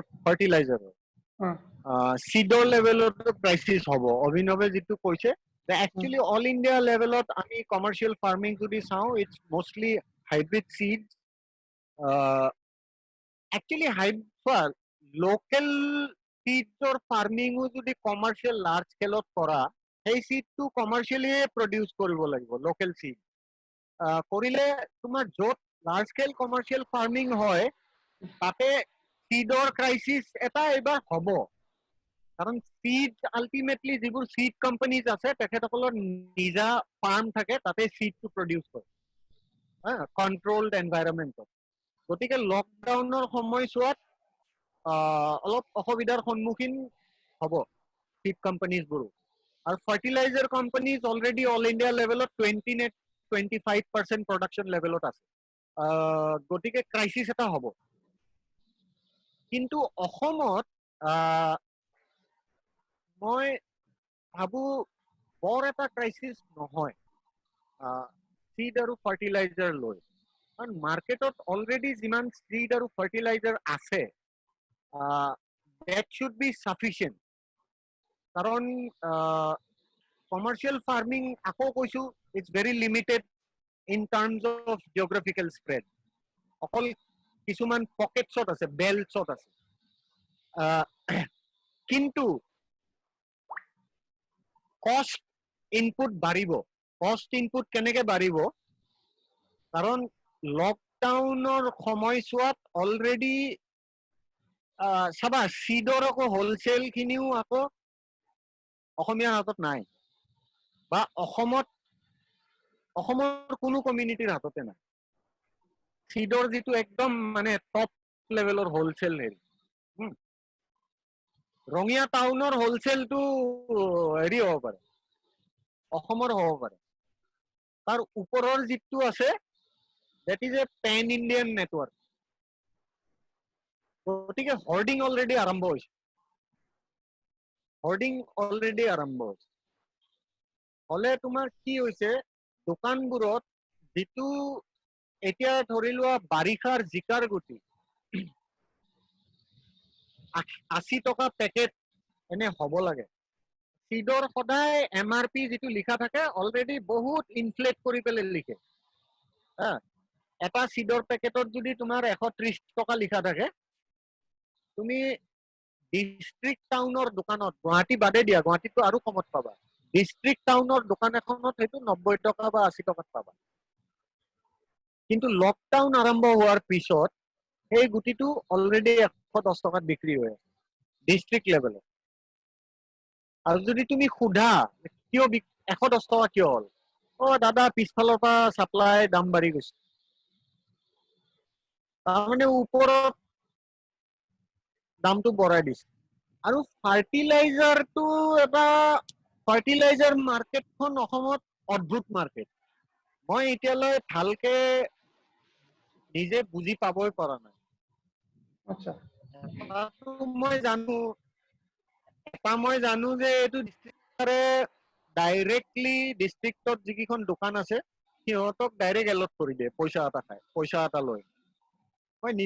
নিজে দেখিছো ডিস্ট্ৰিক্ট অফিচ মই 10 দিনত এবাৰ যাওঁৱে নলবাৰী টাউনৰ মই 20 ভাণ্ডাৰ কেইখনত সপ্তাহত এবাৰ বহোৱে 1 ঘণ্টামান চাহ খাই এনে আড্ডা দিওঁ তাতে প্ৰায়ে ফোনত শুনা পাওঁ স্যাৰ মানে ডিস্ট্ৰিক্ট অফিচাৰৰ লগত কথা পাতি স্যাৰ আপুনি এই 20 বেগ গণেশ 20 ভাণ্ডাৰক দি দিলে স্যাৰ মোৰোতো ৰিকুৱাৰমেণ্ট আছিল তো মোক আপুনি বেয়া কৰিলে নহয় মোক দিয়া নাই এনেকুৱা মানে এলটমেন্ট ডিস্ট্ৰিক্ট হেৰি দিয়ে হয় তোমাৰ হেৰি চাবা ফাৰ্টিলাইজাৰ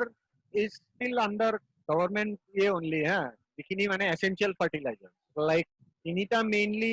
তিনিটা মেইন ফাৰ্টিলাইজাৰ থাকে তো one is nitrogen based fertiliser one is potash based fertiliser potassium based fertiliser other is phosphorus গতিকে ফসফৰাস সুপাৰ ফসফেট পটাশ আৰু ইউৰিয়া নাইট্ৰোজেন এই তিনিটাই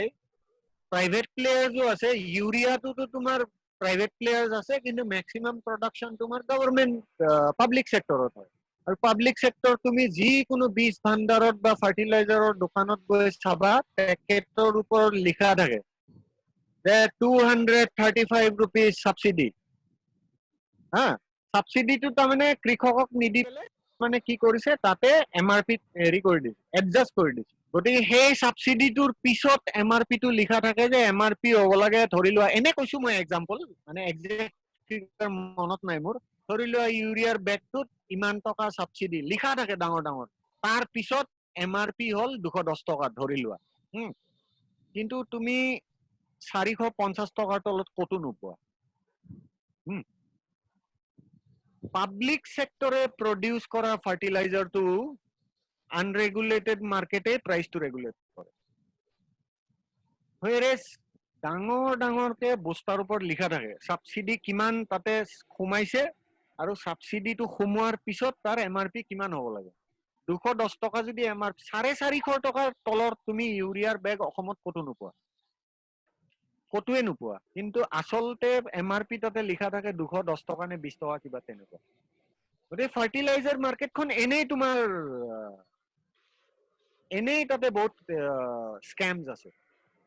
এতিয়া লকডাউনৰ পিছত তোমাৰ এটা আনৱাৰেন্টেড ক্ৰাইসিস দেখায় মোৰ মতে অলৰেডি মাৰ্কেটত অসমত যিখিনি লেভেলৰ কমাৰ্শিয়াল খেতি হয় অলৰেডি ইনাফ ফাৰ্টিলাইজাৰ মাৰ্কেটত আছে এটা আনৱাৰেন্টেড সাপ্লাই সাইডৰ ক্ৰাইসিস দেখাই পেলে এবাৰ দামটো আৰু বঢ়াব আৰু হেতু আনৰেগুলেটেড মাৰ্কেট মেকানিজমৰ থ্ৰু দি বাঢ়িব whereas the product is a public sector product তাৰপিছত ঋতুৰাজৰ প্ৰশ্নটো আচলতে মোৰ বৰাক ভেলিৰ ওপৰত বৰ এটা বিশেষ আইডিয়া নাই হলেও মই যিমান দূৰ জানো বৰাক ভেলিটো তোমাৰ ইন্টেনসিভ কমাৰ্শিয়াল ফাৰ্মিঙে হয় কিছুমান বস্তু মিজোৰামৰ পৰা ইম্পৰ্ট হয় পাইনাপল ইজ ওয়ান এক্সাম্পল আৰু এনেকুৱা কিছুমান হিল প্ৰডিউস আছে যিবোৰ তোমাৰ ইন্টাৰনেশনাল বৰ্ডাৰৰ থ্ৰুদি বাংলাদেশৰ লগতো ট্ৰেড হয় কিছু পৰিমাণে কিন্তু একজেক্ট তাতে কি ডাইনামিক্স মোৰ বৰ এটা বিশেষ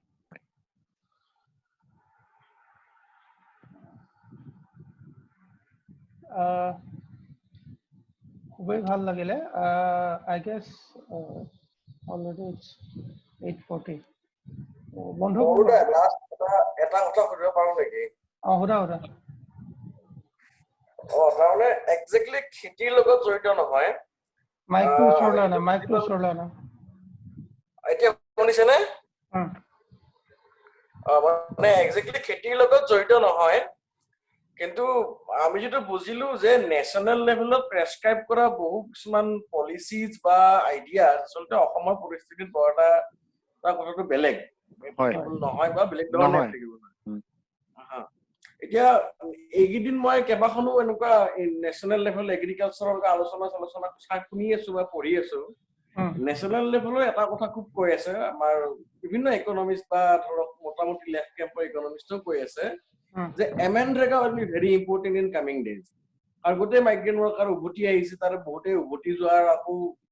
মানে গাঁৱৰ পৰা আকৌ উভতি অহাৰ ঘপকে সম্ভাৱনা নাই সো গাঁৱত বিৰাট এটা আনএমপ্লয়মেণ্ট হ'ব গতিকে MNREGA will be very important I am thinking মই ভাবিছো যে সেইটো প্ৰেছক্ৰিপশ্যন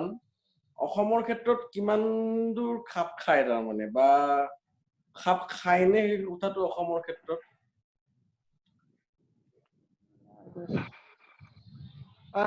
চোৱা এমেনৰেগা যেতিয়া অসমততো ফাংচনেলে নহয় আজি বহুত বছৰৰ পৰা সঁচা অৰ্থত চাব গ'লে এমেনৰেগা তোমাৰ লঞ্চ হোৱাৰ পিছত 3-4 বছৰ মান এমেনৰেগা ইয়াতে চলিছিল এটলিষ্ট মই লোৱাৰ আসামৰ লেভেলত ক'ব পাৰো এমেনৰেগা ইমপ্লিমেন্ট কৰিবলৈ বিশেষ বৰ এটা স্কোপ নাই ইয়াতে মানে ইন টাৰ্মছ অফ ৱৰ্ক এমেনৰেগা এনে কিবা যদি ইমপ্লিমেন্ট কৰিবৰ কাৰণে কৰে তেনেহ'লে বেলেগ কথা ইন টাৰ্মছ অফ ৱৰ্ক মানে ইয়াতে ইমপ্লিমেন্ট কৰি কেনে তোমাৰ কিমান দিন মই পাহৰিলো বছৰত কিমান দিন এমপ্লয়মেন্ট জেনাৰেট কৰা হেৰি থাকে 300 দিন নেকি 300 কিবা তেনেকুৱা মই ভাবো 100 দিন হয় 100 দিন হয় 100 দিন বছৰত মোৰ মতে এমেনৰেগা এটলিষ্ট এখন জব কাৰ্ডৰ পৰা 100 দিন পায় ইয়াতে তোমাৰ এমেনৰেগা কৰি তোমাৰ মাথাউৰি বনাব পাৰিব তাৰ বাহিৰে 100 দিন কাম জেনাৰেট কৰা মাথাউৰিটো 100 দিন কাম জেনাৰেট নহয় তাৰ বাহিৰে মই কাম জেনাৰেট কৰা বৰ এটা পসিবিলিটি নেদেখো যিখিনি পসিবিলিটি আছিল আচলতে এইখিনি প্ৰথম 3-4 বছৰত ভালেখিনি এক্সস্ট হৈছে যদি এমেনৰেগা ইমপ্লিমেন্ট কৰিবৰ কাৰণে নতুন কাম যদি প্ৰজেক্ট আঁচনি কিবা লৈ কিবা যদি ওলাই কাম তেতিয়া বেলেগ কথা তাতে কিন্তু আৰু এটা কথা আছে আমি আকৌ যেনেকে অংশুমান তুমি ক'লা যে আচলতে বহুত এগ্ৰো ইকনমিষ্টে বা পি চাইনাথৰ দৰে এক্সপাৰ্টছে যিবোৰ নেশ্যনেল অল ইণ্ডিয়া লেভেলৰ প্ৰেছক্ৰিপশ্যন দি আছে তাৰে বহুত পইণ্টছ আচলতে অসমত এপ্লিকেবল নহয় ঠিক তেনেদৰে আমি অসমৰ পৰা যিটো আউট মাইগ্ৰেশ্যন অসমৰ পৰা বুলি নকওঁ অসমৰ ৰুৰেল এৰিয়াজৰ পৰা যিটো আউট মাইগ্ৰেশ্যন সেই আউট মাইগ্ৰেশ্যনটো কিন্তু আৰু ষ্টাডি কৰাৰ প্ৰয়োজন আছে কাৰণ মই ইয়াতে আজি 2 বছৰ কণ্টিনিউয়াছলি গাঁৱত থাকি মই যিখিনি এতিয়া আৰু অলপ ইনডেপথত মানে বুজি পাইছো কথাটো যে economic factor is a very important factor but sociological factors are equally important in the out migration from rural areas in Assam ইয়াতে মোৰ গাঁৱতে বহুত উদাহৰণ আছে যে গাঁৱত থাকি তামোলৰ বেপাৰ কৰি কিছুমানে they are doing better than those who have gone to Guwahati or for that matter those who have gone to Kerala or Tamil Nadu. Economic opportunities karon yate tumar আগতেও মই কৈছো যেহেতু তোমাৰ স্কোপ বিশাল স্কোপ আছে কাৰণ commercially ভাবাই নাই বস্তুবোৰ ইয়াতে অলৰেডি ইমান স্কোপ আছে যে মোৰ গাঁৱতে ডেকা চামৰ নতুন প্ৰজন্মৰ মই বহুত উদাহৰণ দিব পাৰো যোনে কিছুমান বাধ্যকতাৰ কাৰণে যাব পৰা নাই সোশিয়োলজিক্যাল ৰিজন দেই সোশিয়োলজিক্যাল ৰিজনৰ কাৰণে যাব বিচাৰে গুৱাহাটীত সোশিয়োলজিক্যাল ৰিজন বুলি ক'ব গ'লে one thing is the anonymity that a big city provides. আচ্ছা আকৌ 10 মিনিটৰ এটা আহিলে 2 মিনিট লম তাৰে কাৰণে যাব বিচাৰে কিন্তু ধৰি লোৱা দেউতাক নাই মাক অকলে থাকে বা দেউতাক মাকৰ বয়স বহুত বেছি হৈছে এৰি যাব নোৱাৰে ইয়াতে ইচ্ছা আছে গুৱাহাটীত যোৱা কিন্তু ইয়াতে আছে ইয়াতে থাকি কিবা এটা কৰি আছে তামোলৰ বেপাৰ কৰিছে বা নাৰিকলৰ বেপাৰ কৰিছে বা পানৰ বেপাৰ কৰিছে বা গছ কাটিছে he is doing better than many people who have migrated to Guwahati or even he is doing better than many in terms of savings ultimately tar economic betterment tumi savings or sense of desaba tar purchasing power kiman barise tar savings kiman barise in terms of savings gaot thaka loratoi june actually kiba eta bhabi kiba eta kori ase বাধ্যত পৰি উলাই যাব পৰা নাই ইয়াতে কিবা এটা কৰি আছে in terms of savings গোৱাত যোৱা লৰাটোতকে তাত বেছি সেভিংস আছে গতিকে আমি মাইগ্ৰেশন ইয়াৰে আউট মাইগ্ৰেশনটো আমি এটা পেন ইণ্ডিয়ান হেৰিৰ ফ্ৰেমৱৰ্কত গোটেইখিনি এজিউম কৰি লোৱাটো উচিত নহয় ইন্টাৰেষ্টিং মই অংশুমান কোৱেশ্চনটো কিন্তু তোমাৰ লাষ্টৰ খিনি মই পাহৰিলো কি আছিল না কোৱেশ্চনটো সিম্পল মই কৈছিলো যে আপুনি এটা বৰ্ডাৰ পেৰি দিছে যে এনিৱেজ এই মানুহবিলাক অসমত গুটি আহিব এমনেৰেগাটো কিমান ইম্পৰ্টেন্ট হেতু কৈছা হা দে এমনেৰেগা হসাকে অসমৰ ক্ষেত্ৰত ৰিভাইভ কৰিব পাৰিব নেকি ৰুৰেল এমপ্লয়মেন্ট কিন্তু I may be wrong because বাকি ঠাইত কি হয় বাকি ইন্ডিয়াৰ বাকি ঠাইবিলাকত কমাৰ্চিয়েল কাল্টিভেশ্যন যেটো এক্সটেন্সিভলি আছে ওকে ইৰিগেশ্যন আছে ইৰিগেশ্যনৰ কেনেলটোৱে খন্দাব অসমত হে বস্তুটো বুজিছো নাই অসমত নাই হেতু মই সেইকাৰণে কৈছো যে এমনেৰেগাত মই কাম দেখা নাই এটলিষ্ট মই লোৱাৰ আসামত মাথাউৰি বান্দাৰ বাহিৰে মই কামৰ স্কোপ দেখা নাই কিন্তু তাৰে এতিয়া তোমাৰ এমনেৰেগা মধ্যপ্ৰদেশত কিয় বিৰাট প্ৰয়োজন জানা বা তেলেংগানাত কিয় প্ৰয়োজন কাৰণ তাতে তোমাৰ অলৰেডি যিখিনি আউট মাইগ্ৰেট হৈছে সেই আউট মাইগ্ৰেশন খিনি তাৰে তোমাৰ এগ্ৰিকালচাৰাল সেক্টৰে ওয়েজ লেবাৰ যিখিনি এবজৰ্ব কৰিব পাৰে সেইখিনি অলৰেডি এবজৰ্ব হৈছে কৰি লোৱাৰ পিছত যিখিনি ৰৈ গৈছে সেইখিনিহে বাহিৰত গৈছে তাৰ লোকেল ইকনমি এটাক আৰু তাৰ লোকেল ৰুৰেল ইকনমি এটাক এবজৰ্ব কৰিব নোৱাৰে হা গতিকে লেবাৰ ৰিলিজ কৰিছে ৰুৰেল ইকনমি সেই ৰিলিজ লেবাৰটো বাহিৰত মাইগ্ৰেট কৰিছে আমাৰ ইয়াতে এবজৰ্বচনে আৰম্ভ হোৱা নাই গতিকে আমাৰ ইয়াতে প্ৰচুৰ সম্ভাৱনা আছে ইয়াতে ফিৰি আহিও ইয়াতে এবজৰ্ব হোৱা প্ৰচুৰ সম্ভাৱনা আছে যদি কিছুমান ইনিশিয়েটিভস লোৱা যায় ইন্টাৰেষ্টিং আচলতে মানে মেবি এমেৰিকা কেন হেল্প যদি কোনবা ভাল পলিসি মেকাৰে যদি পলিসি এটা বনায় যে আমি এতিয়া এবজৰ্ব কৰা আৰম্ভ কৰিম মেবি ইন দ্যাট কেস নতুন কোনবা আমেৰিকা স্কিমতে বনাই কৰাটো হেল্প কৰিব পাৰে কিন্তু এই মুহূৰ্তত নাই চাগে এনেকুৱা আচলতে যিমান ৰিজনাল ভেৰিয়েচন আছে এইবিলাক অলপ মন কৰা উচিত কাৰণ নেশ্যনেল লেভেলত সাধাৰণতে যেনেকুৱা ধৰণৰ কথাবাৰ্তা হয় ৰেকমেণ্ডেশ্যনো যেনেকুৱা ধৰণৰ হয়